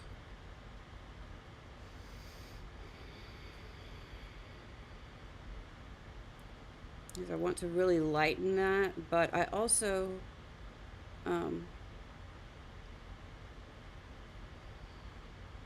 don't want the darkness to completely disappear. And it's got some black wax bloom on it right now.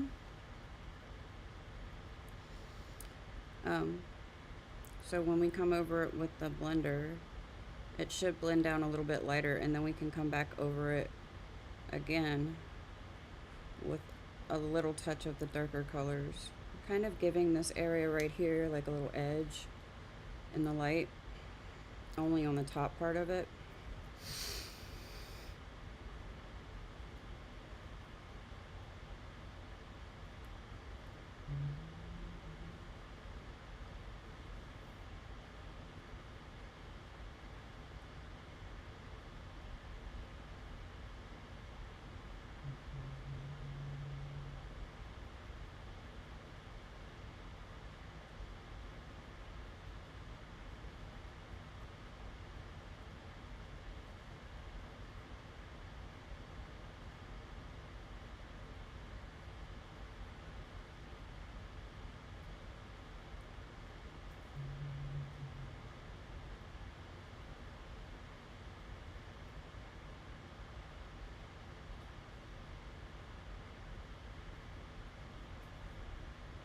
Okay. So a little bit of white again, and then we're gonna grab the blender, blend that out, and see where we're at.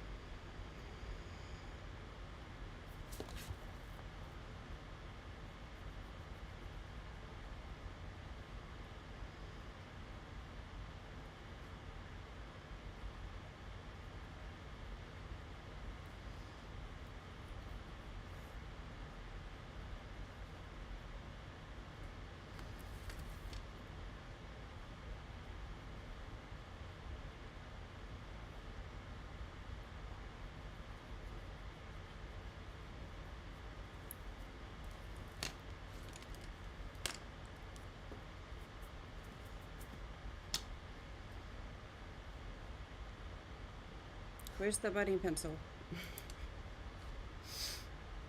I don't see it.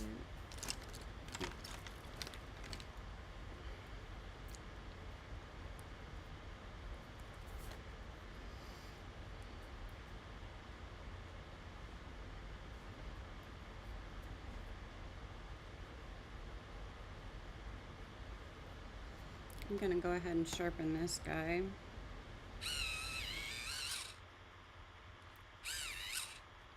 That'll let me get into the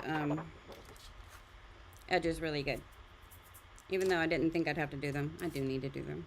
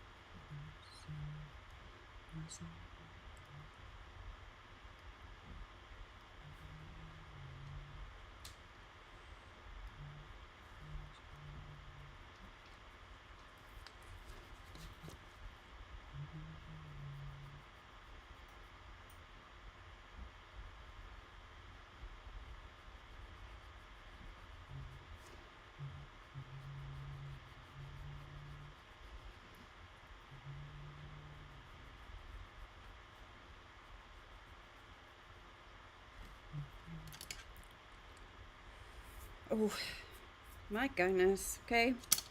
I forgot for a second that my back hurt. Thought I was going to lean back in my chair.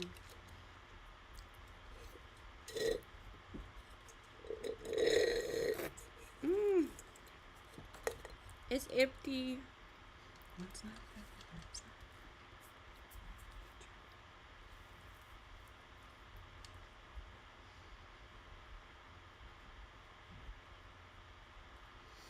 If the world's not perfect, the world's not kind, if we can't be each other.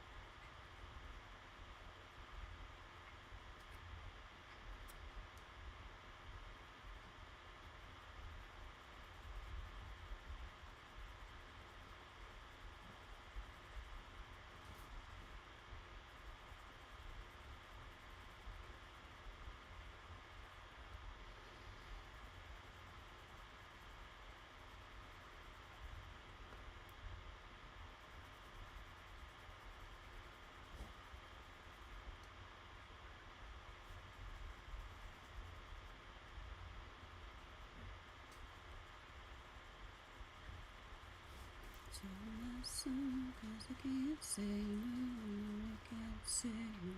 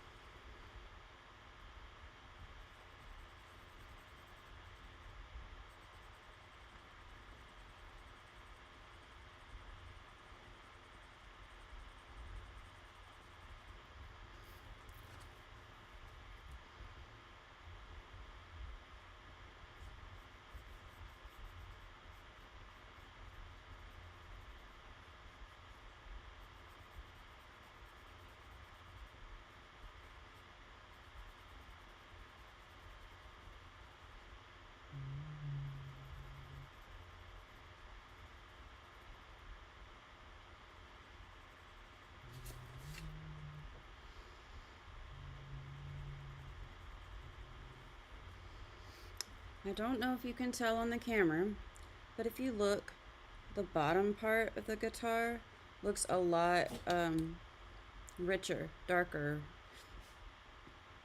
but richer than the top. That is all owing to this pencil, this blender pencil.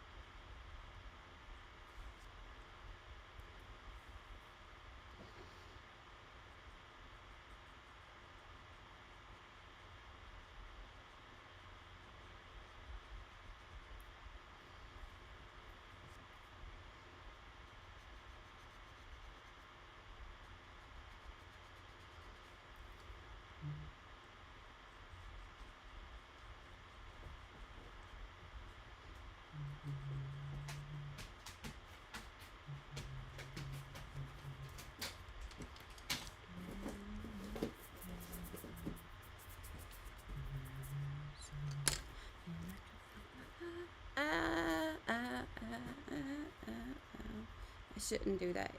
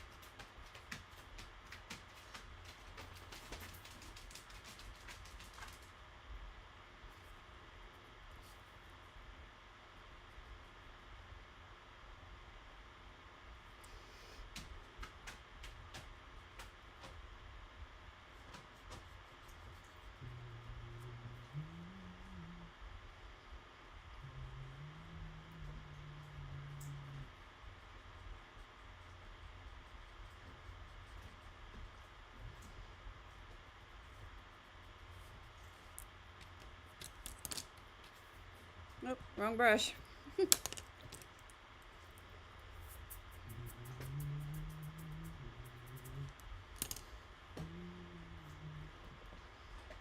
pretty good. Right, now I'm just going to come back with the very darkest colors only.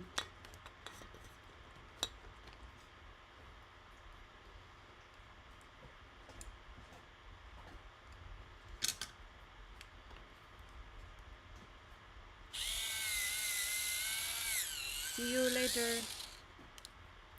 Toodles and bye-byes.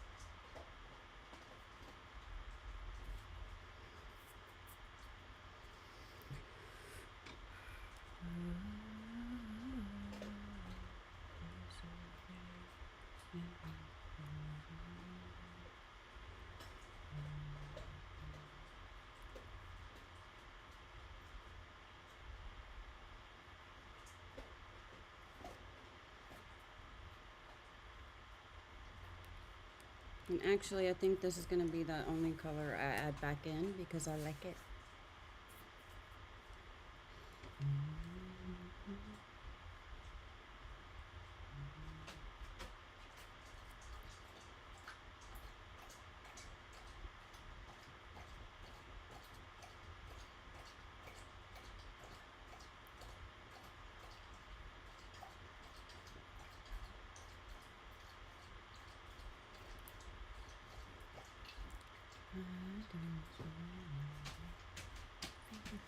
I can't decide what I want to drink.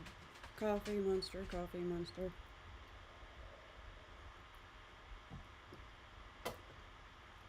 So if I'm not sure, I always choose coffee.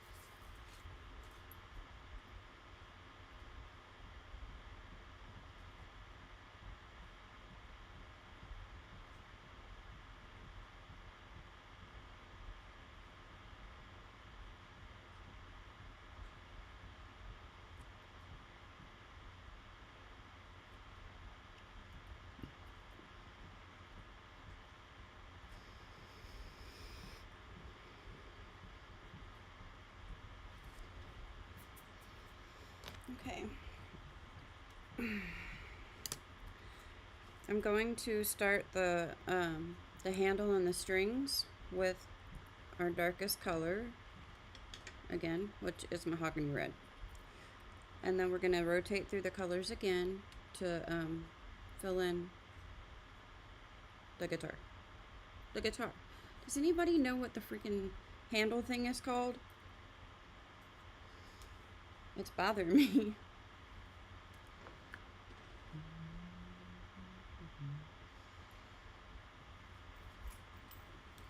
Pardon me for a moment.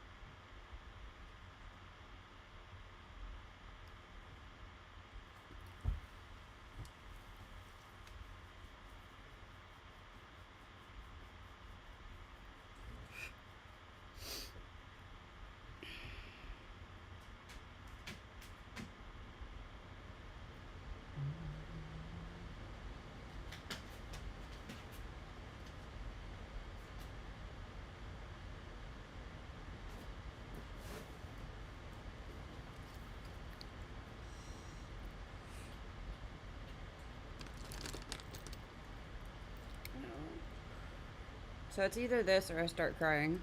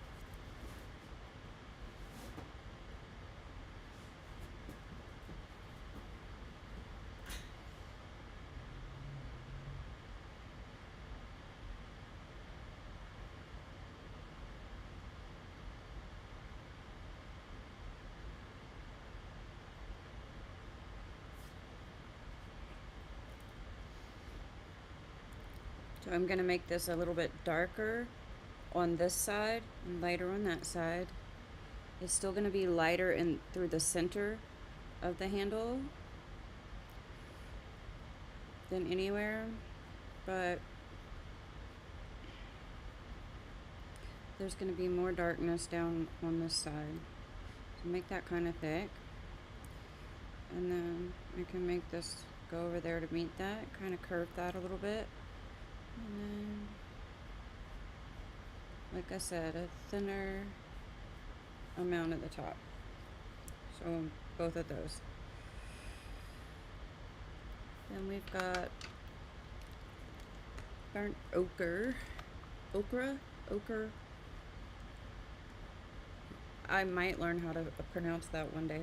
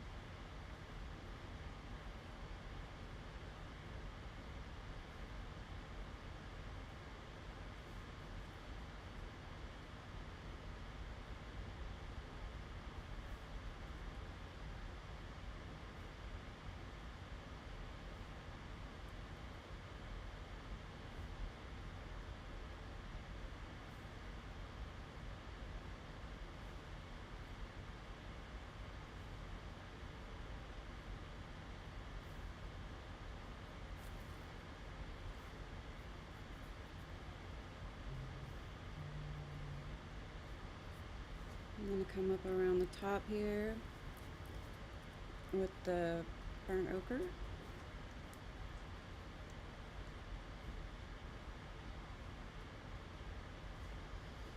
I gotta tell you something. Sometimes this movement right here counts as exercise. It sure does. Sometimes. If that's all you got, it can work. I'm trying to stretch my shoulders. It hurts super bad. This has happened before. I don't know what's going on with me. But I do know that we'll be fine.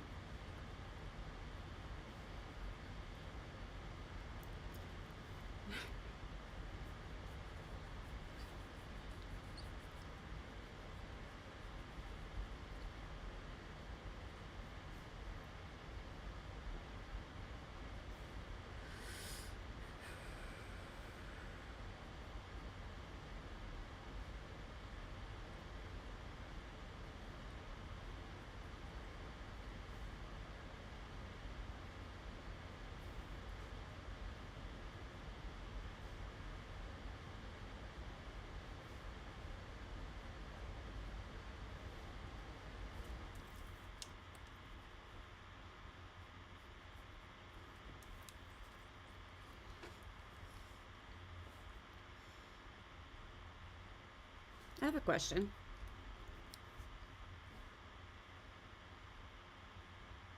Let's make it a very simple question.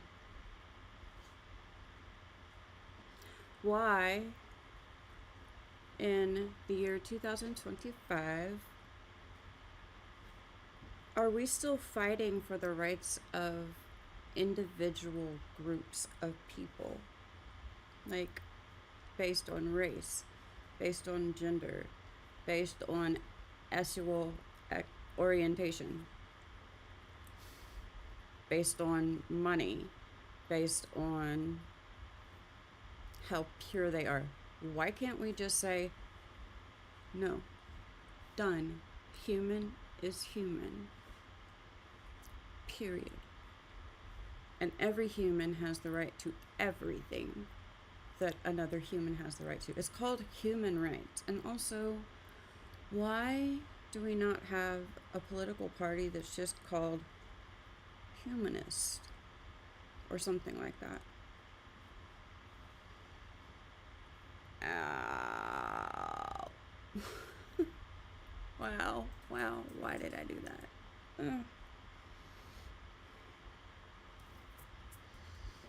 Just stick with me, guys.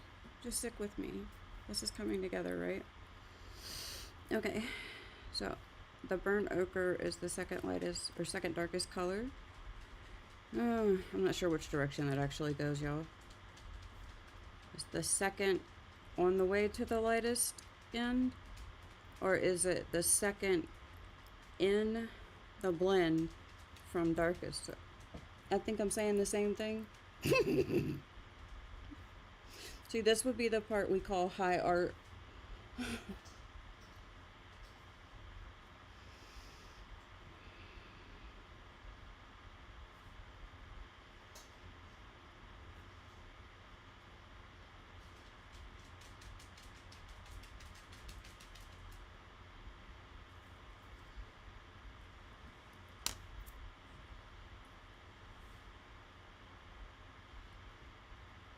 When I do the strings for the guitar, I think I'm gonna do them in silver, like the metallic Prismacolor. I kind of really like the way the glasses came out. I keep looking at them and I'm like, oh, why have I never used the Prismacolor metallics before? And I'll tell you why. I figured it out.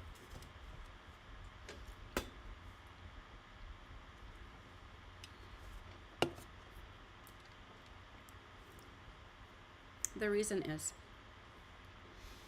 my whole life, there's certain categories of art supply in which they work but not well. So like glitter crayons, metallics, color shifting, all kinds of things, right? We had to learn how to make these things work right. So to a large degree, up until the past like 3 years or so, I would try to do stuff with glitter or metallics, and it was like, why did I bother? You know? Do I have my shirt on backwards? No? Okay. I have to move so slowly. It hurts so bad. But if I don't move slowly enough, I will hurt myself even further. But I do have to move, because if you don't move, you just like tense up. And part of my problem is that my body doesn't move well. So I have to move my body, or I'd be able to not walk anymore.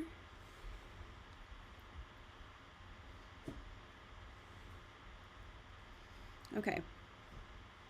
What's the next color? Over here. Terracotta.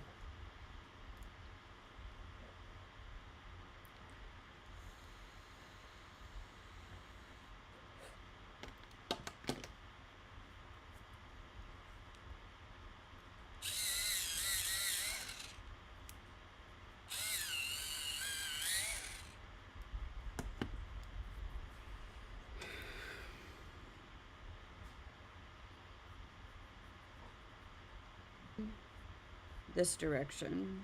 So from here to here, and then I lift the pencil. Again, this isn't a tutorial.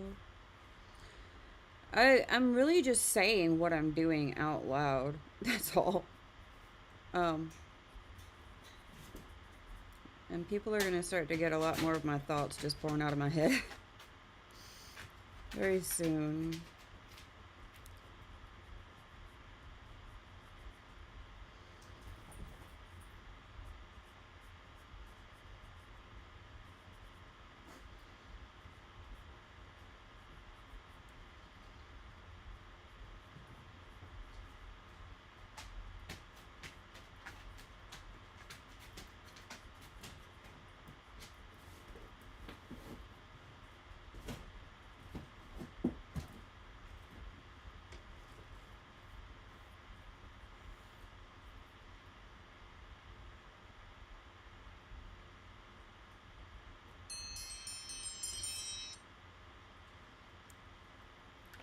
Put my meds on the desk today.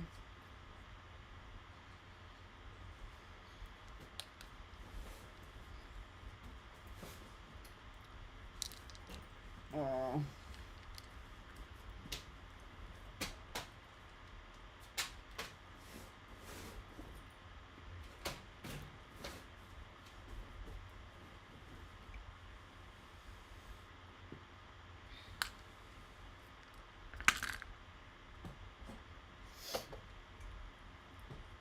I'll get the protein shake I have to drink in a little bit.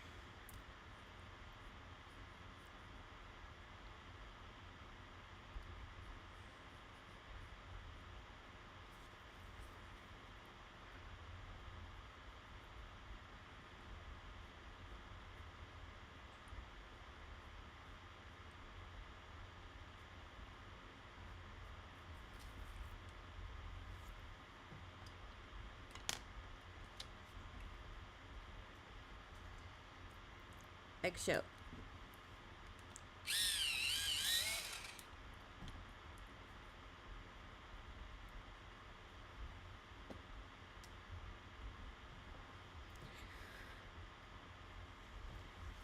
I'm very shaky today. Not just my hands, my whole body.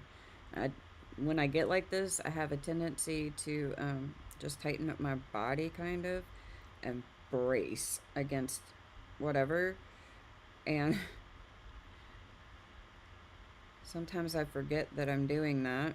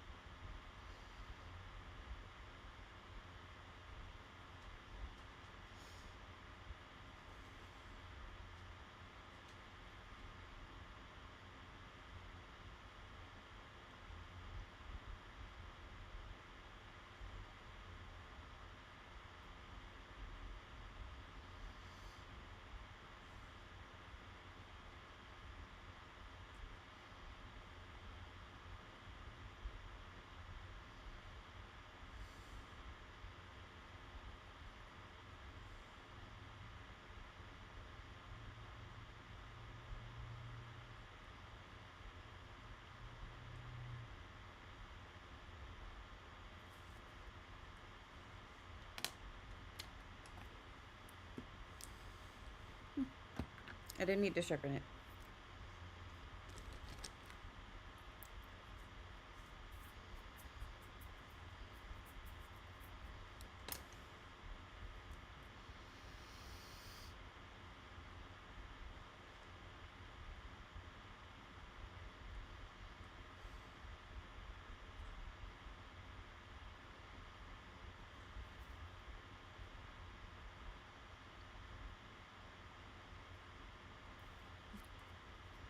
I just saw a little spot that I wanted to touch up.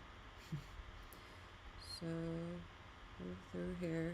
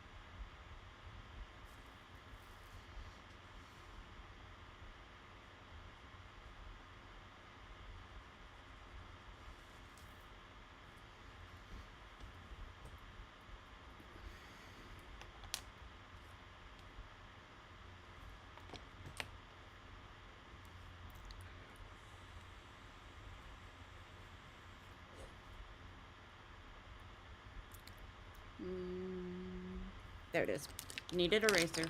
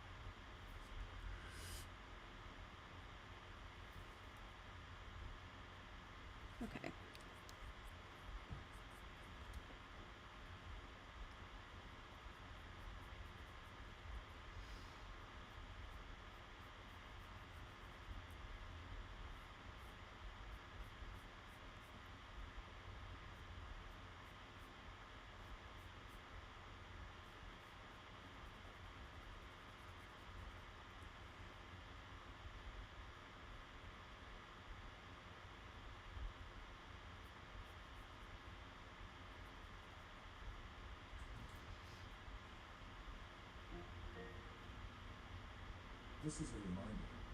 Need to take my meds. This is a reminder.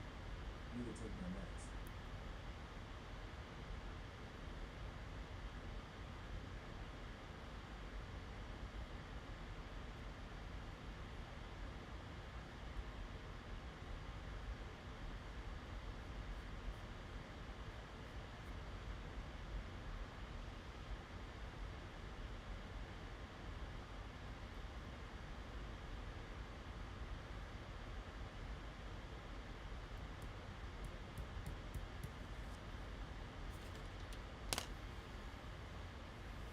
Okay. I'm gonna go ahead and flatten down the tooth mostly before I continue to add the colors, because otherwise I think it's gonna get blotchy. Yeah, that's the right word.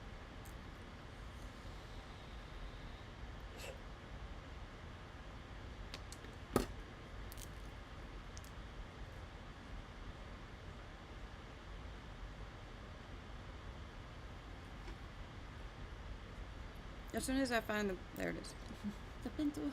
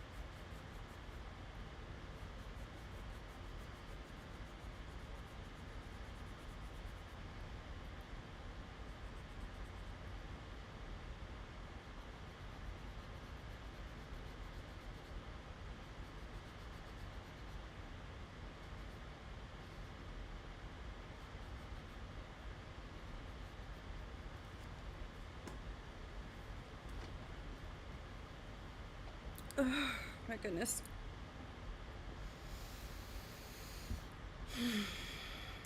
So, yes, I'm hurting a lot more than usual.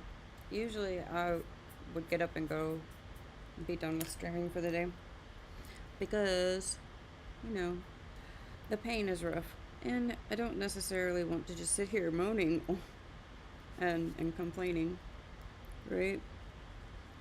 But here's the thing, if I go to my room right now, I will have to sit with something behind my back. I don't want to do that right now. It really hurts. And so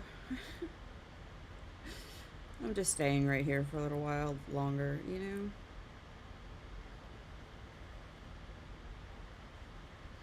Sometimes it's a matter of, well, sometimes it's literally a matter of would you rather. You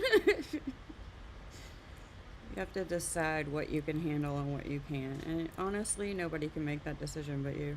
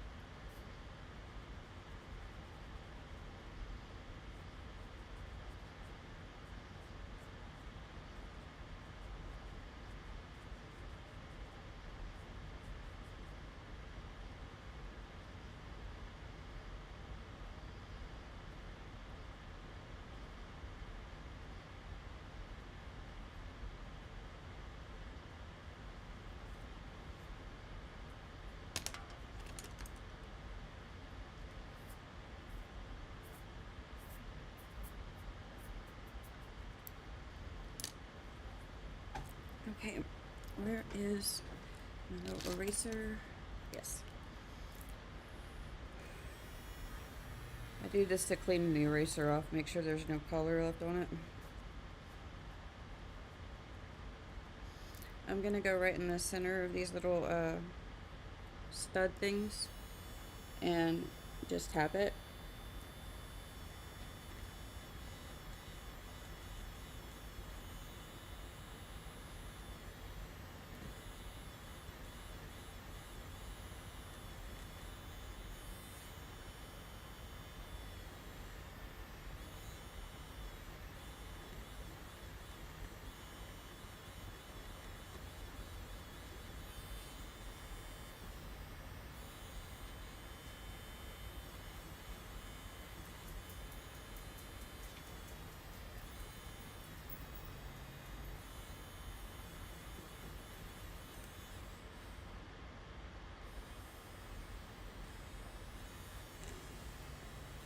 Okay.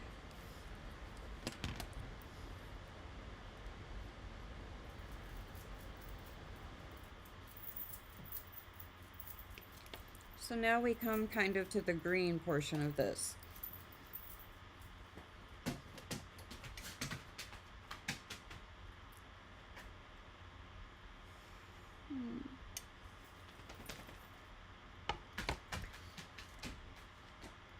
We will go grab some more coffee in a little bit.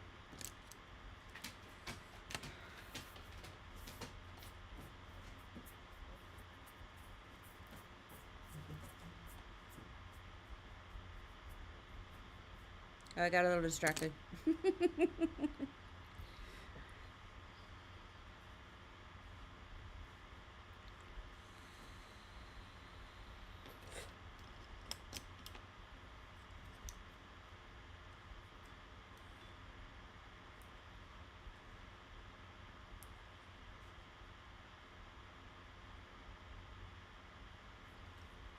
Alright, I'm gonna grab celadon green. And I'm gonna add it in here, kind of around the whiter and lighter areas.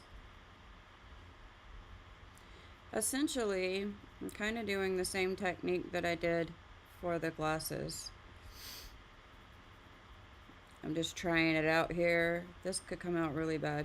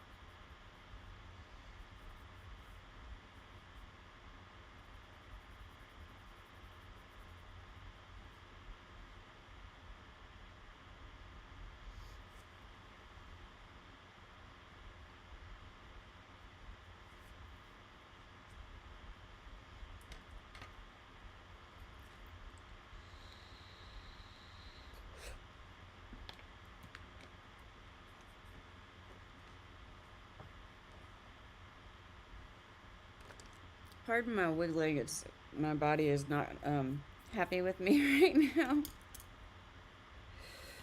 So I'm gonna take my black, the Verithin, and go on the inside of this. We did the kind of the same technique on the one over there. I'm gonna give it a color shift though, I think. We'll see. We'll see if it works.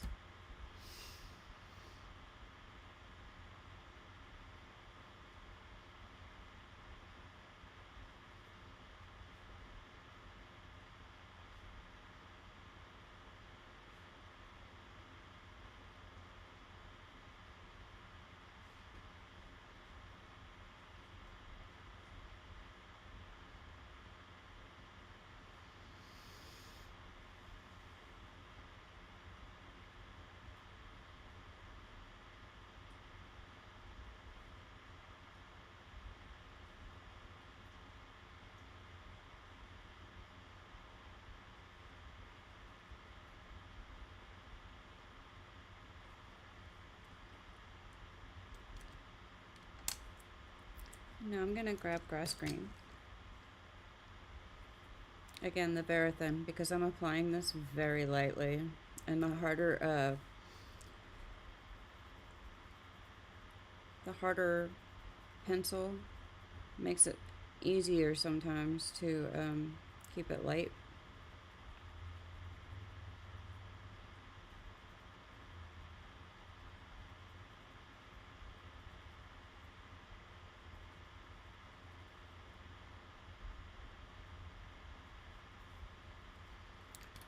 Where is my black, regular black pencil? That's not black. All right, here we go. The Premier pencil.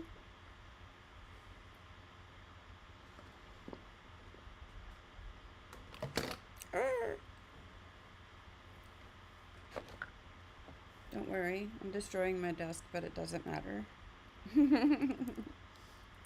Fine. So I'm gonna add a softer pencil black into kind of the very edges here. And we're basically mixing this in with our green to achieve a darker version of grass green.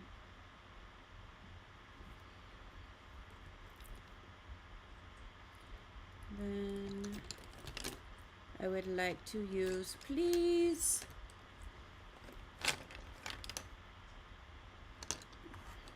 some of this I'm just throwing together as we go. I'm going to use, yeah, grass green. Okay.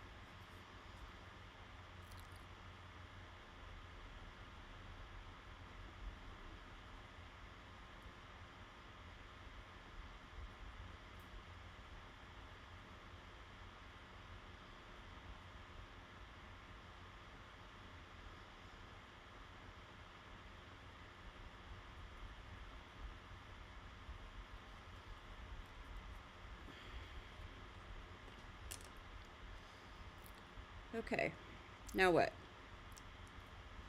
So normally we would put white there, but I'm going for the inside of the guitar to have like a green shade, sort of.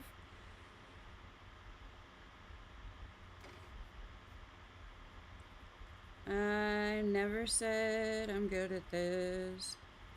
I'm just messing around.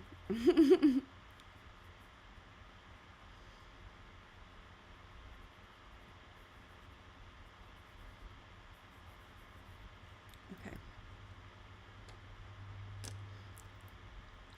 White.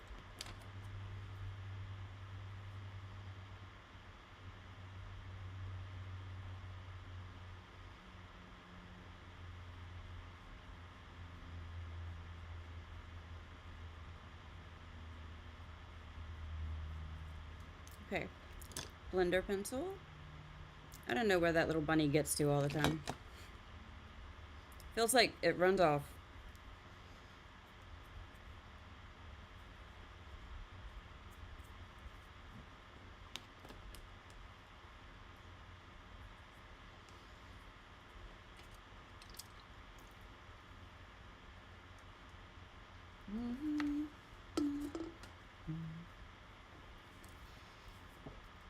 Starting in the dark area.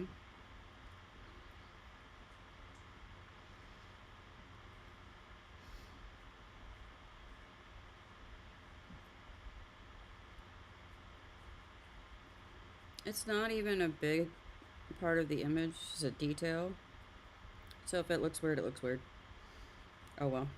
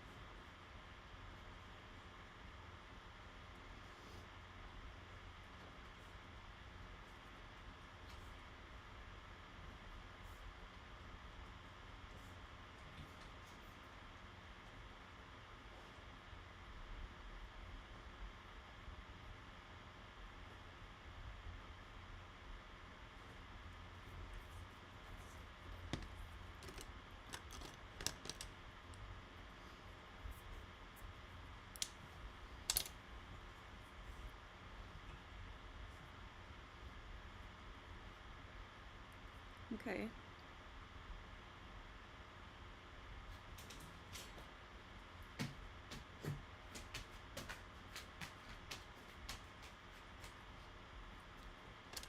I'm trying to make a decision on color here.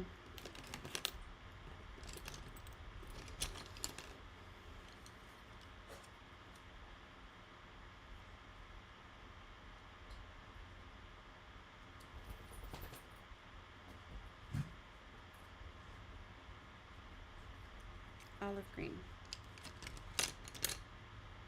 We're going to use this around the remaining lines.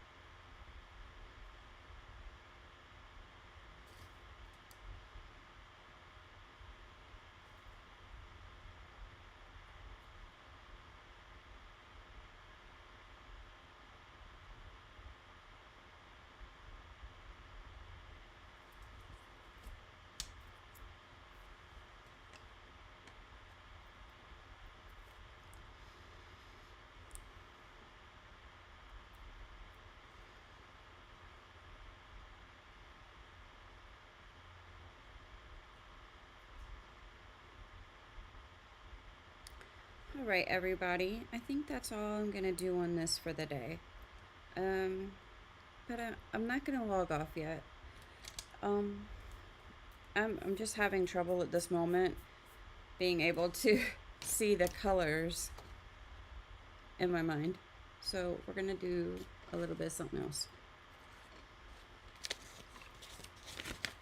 Don't worry, it's related. I know sometimes I throw people off when I jump around with my task, but we're just gonna work on tracing this one.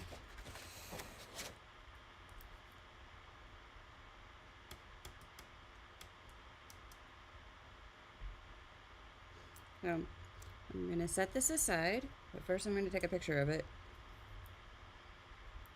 Sometimes I forget to take the still photos of my art.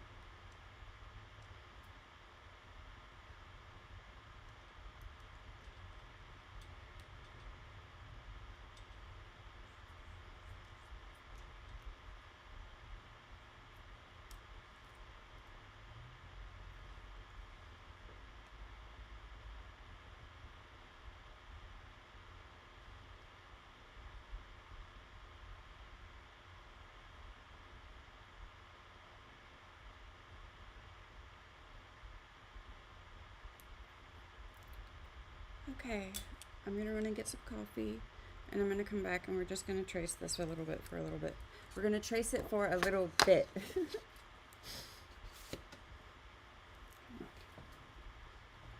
I will be right back in 3 minutes or less.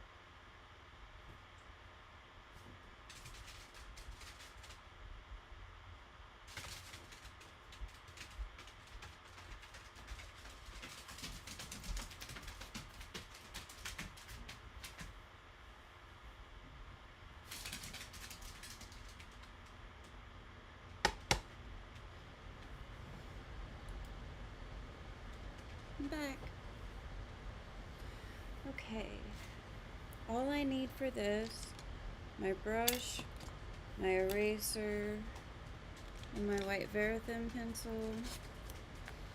And we're just gonna sit here and trace this for a little bit.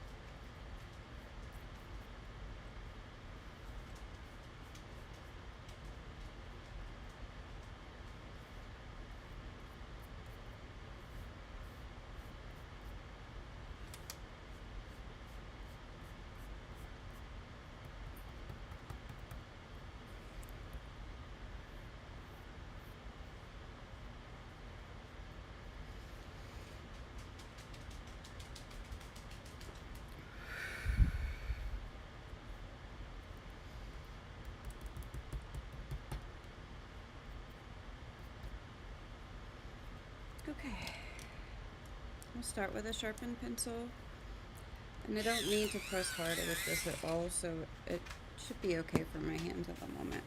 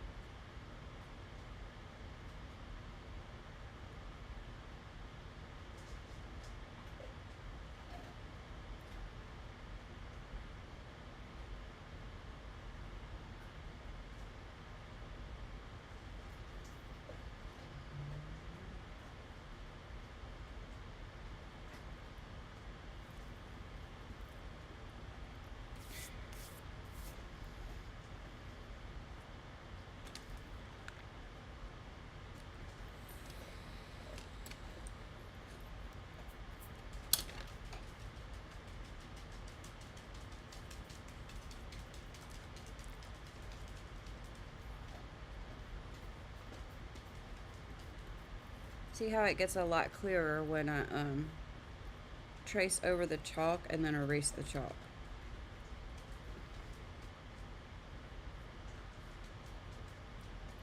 So yes, this is a more involved method than probably something else, but look, I really want to do this on this black paper. So it's how I figured out to get it done. I really couldn't see the black ink, the black printer ink on it. So this is how I figured out how to do it, okay?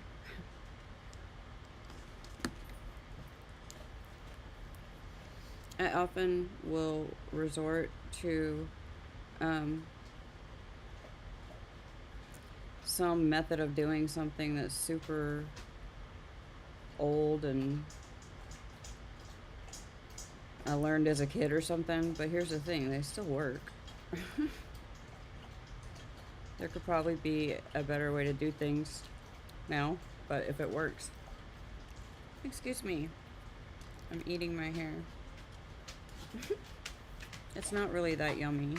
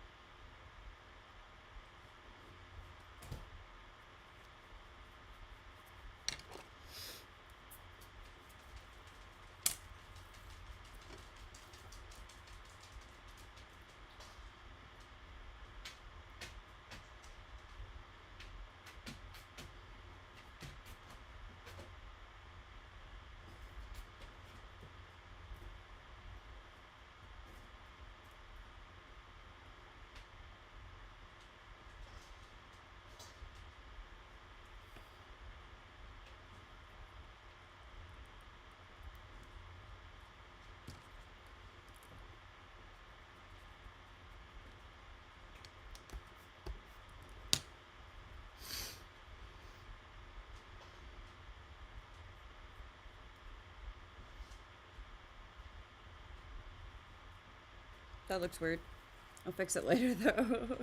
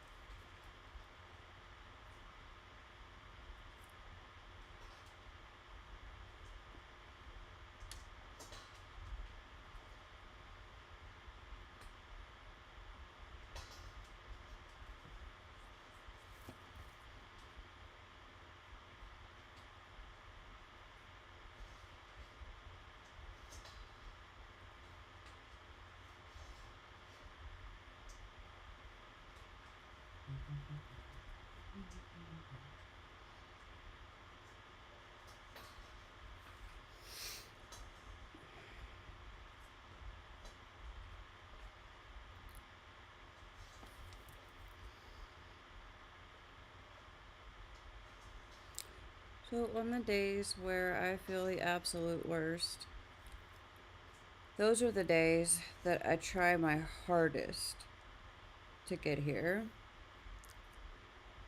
Because I can get peace from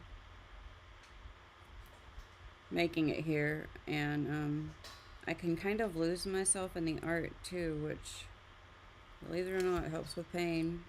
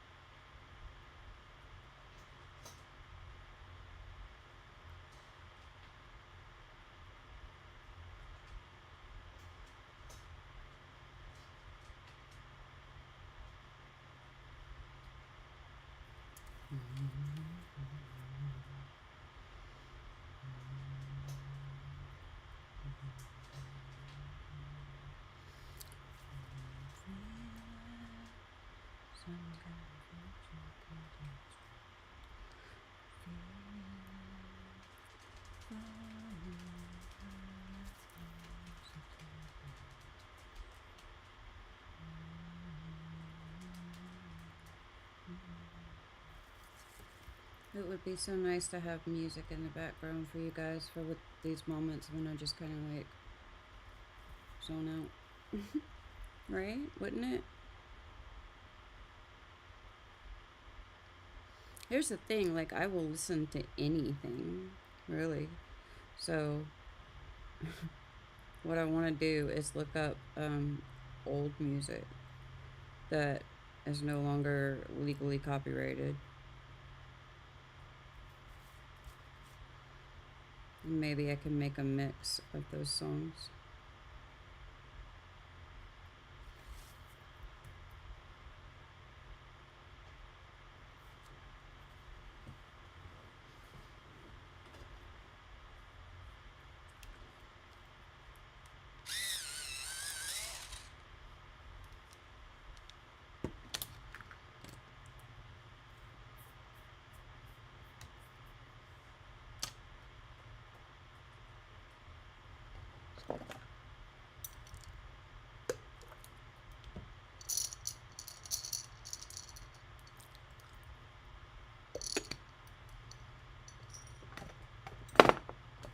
It's a big mess right over here. Like, right here's fine, but right here, disaster.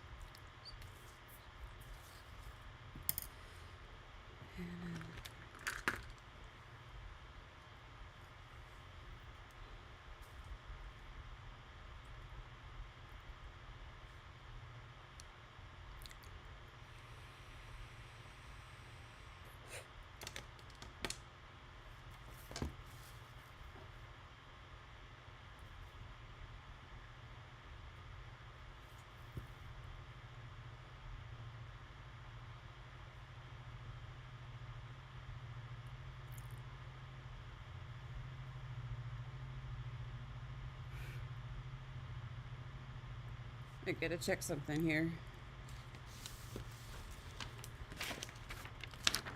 It's not important to get it exactly right, but I do feel like it's important on the eyes and mouth to get it somewhat correct.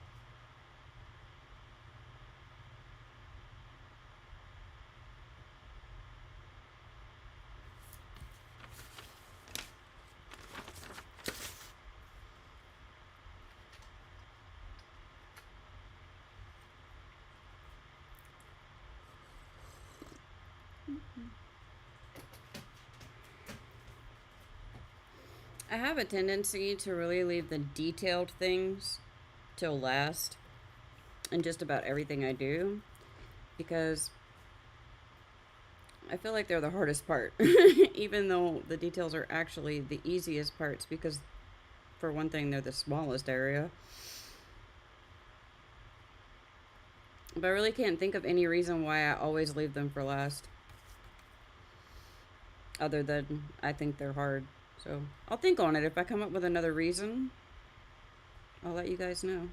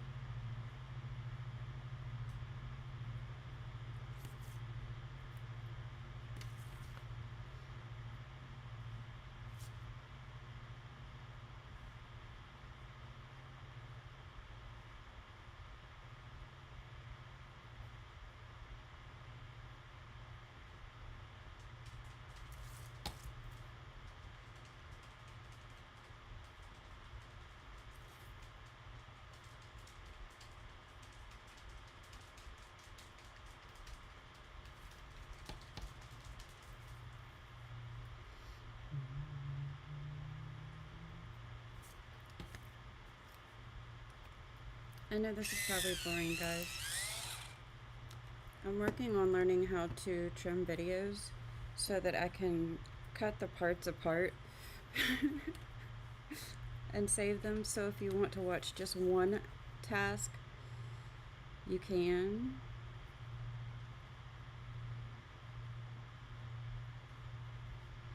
I just haven't figured out how to edit them in YouTube Studio on my iPad. It just keeps bringing me to YouTube Studio, and I don't have that button or those options in YouTube Studio on my iPad. I'm kind of frustrated with that. It's in my morning notes that I made. Oh, about the morning notes. So I used to have a habit of waking up every morning and writing things. It used to be in big notebooks when I was much younger, but as I became more familiar with using a phone, it kind of became that. So I used to call it my morning notes, which is like anything that was in my head. I just brain dumped it for about 5 or 10 minutes. But when I got older, I stopped doing that so much because it was just hard. It was hard because honestly, when I think too deeply about topics and I start to write about things that are kind of on my soul or my heart or my mind, I frequently run into memories, or more accurately, flashbacks of trauma. And I wish that were not the case.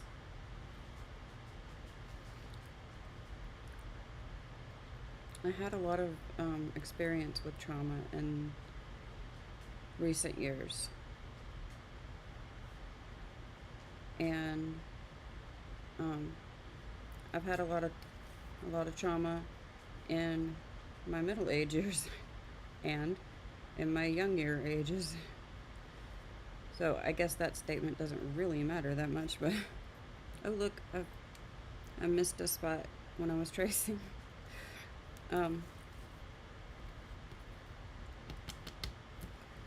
So I don't remember things very well, but the more recent traumas, they're like chilling in my head, completely unprocessed.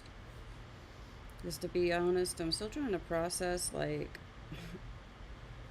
my younger ages trauma. I don't know. How much can one person process at a time? So, when that happens, I have a tendency to not think too deeply as kind of a reflex. And that kind of stunts certain parts of my creativity and especially my writing. When I get to a point where I kind of stop communicating, either on notes or, with others around me, I know that it's difficult for others for sure. It's pretty difficult for me to deal with. But I also think that I get a certain kind of numbness going on where, and I'm not really enjoying or not enjoying my life.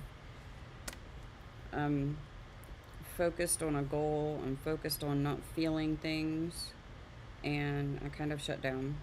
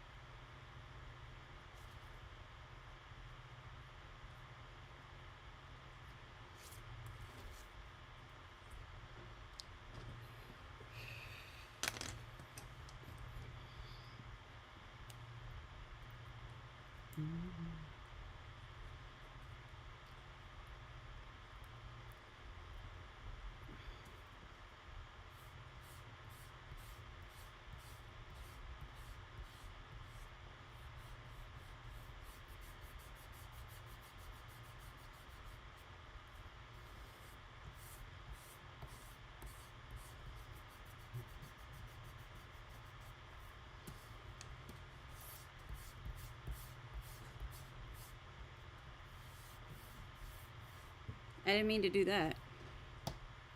We'll have to retrace that. It'll be fine though.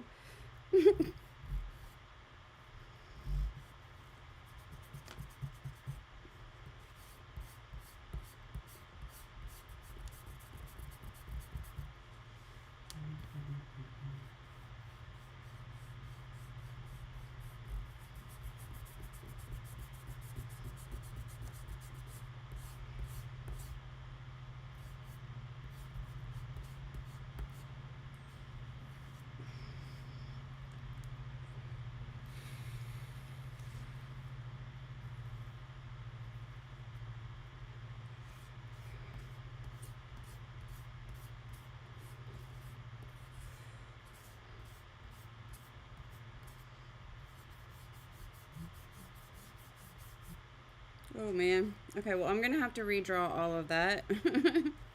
All of this and the flowers. But tell you what, we're gonna do that tomorrow. I have gotten to the end of my spoons for the stream today. I think we did a great job. And I'm giving myself praise. Give yourself some praise too. So we flattened out all of the tie-dye, and we chose the colors for our guitar and colored that up. And we traced most of this. I will see you guys tomorrow unless something occurs. I'm always here. Well, I'm mostly here. Monday through Friday, from 8:30ish in the morning Central Standard Time to whenever, usually around this time. Thank you for hanging out with me. If you enjoyed this, give it a like if you want, all that stuff that I hate saying all the time. So, yeah. I will see you guys tomorrow. As always, this has been Periwinkle Palace Arts. I'm Princess Bun Bun, and me and my bunnies come here and we do art. And that's what we did today. We did art. Have a good one. Bye.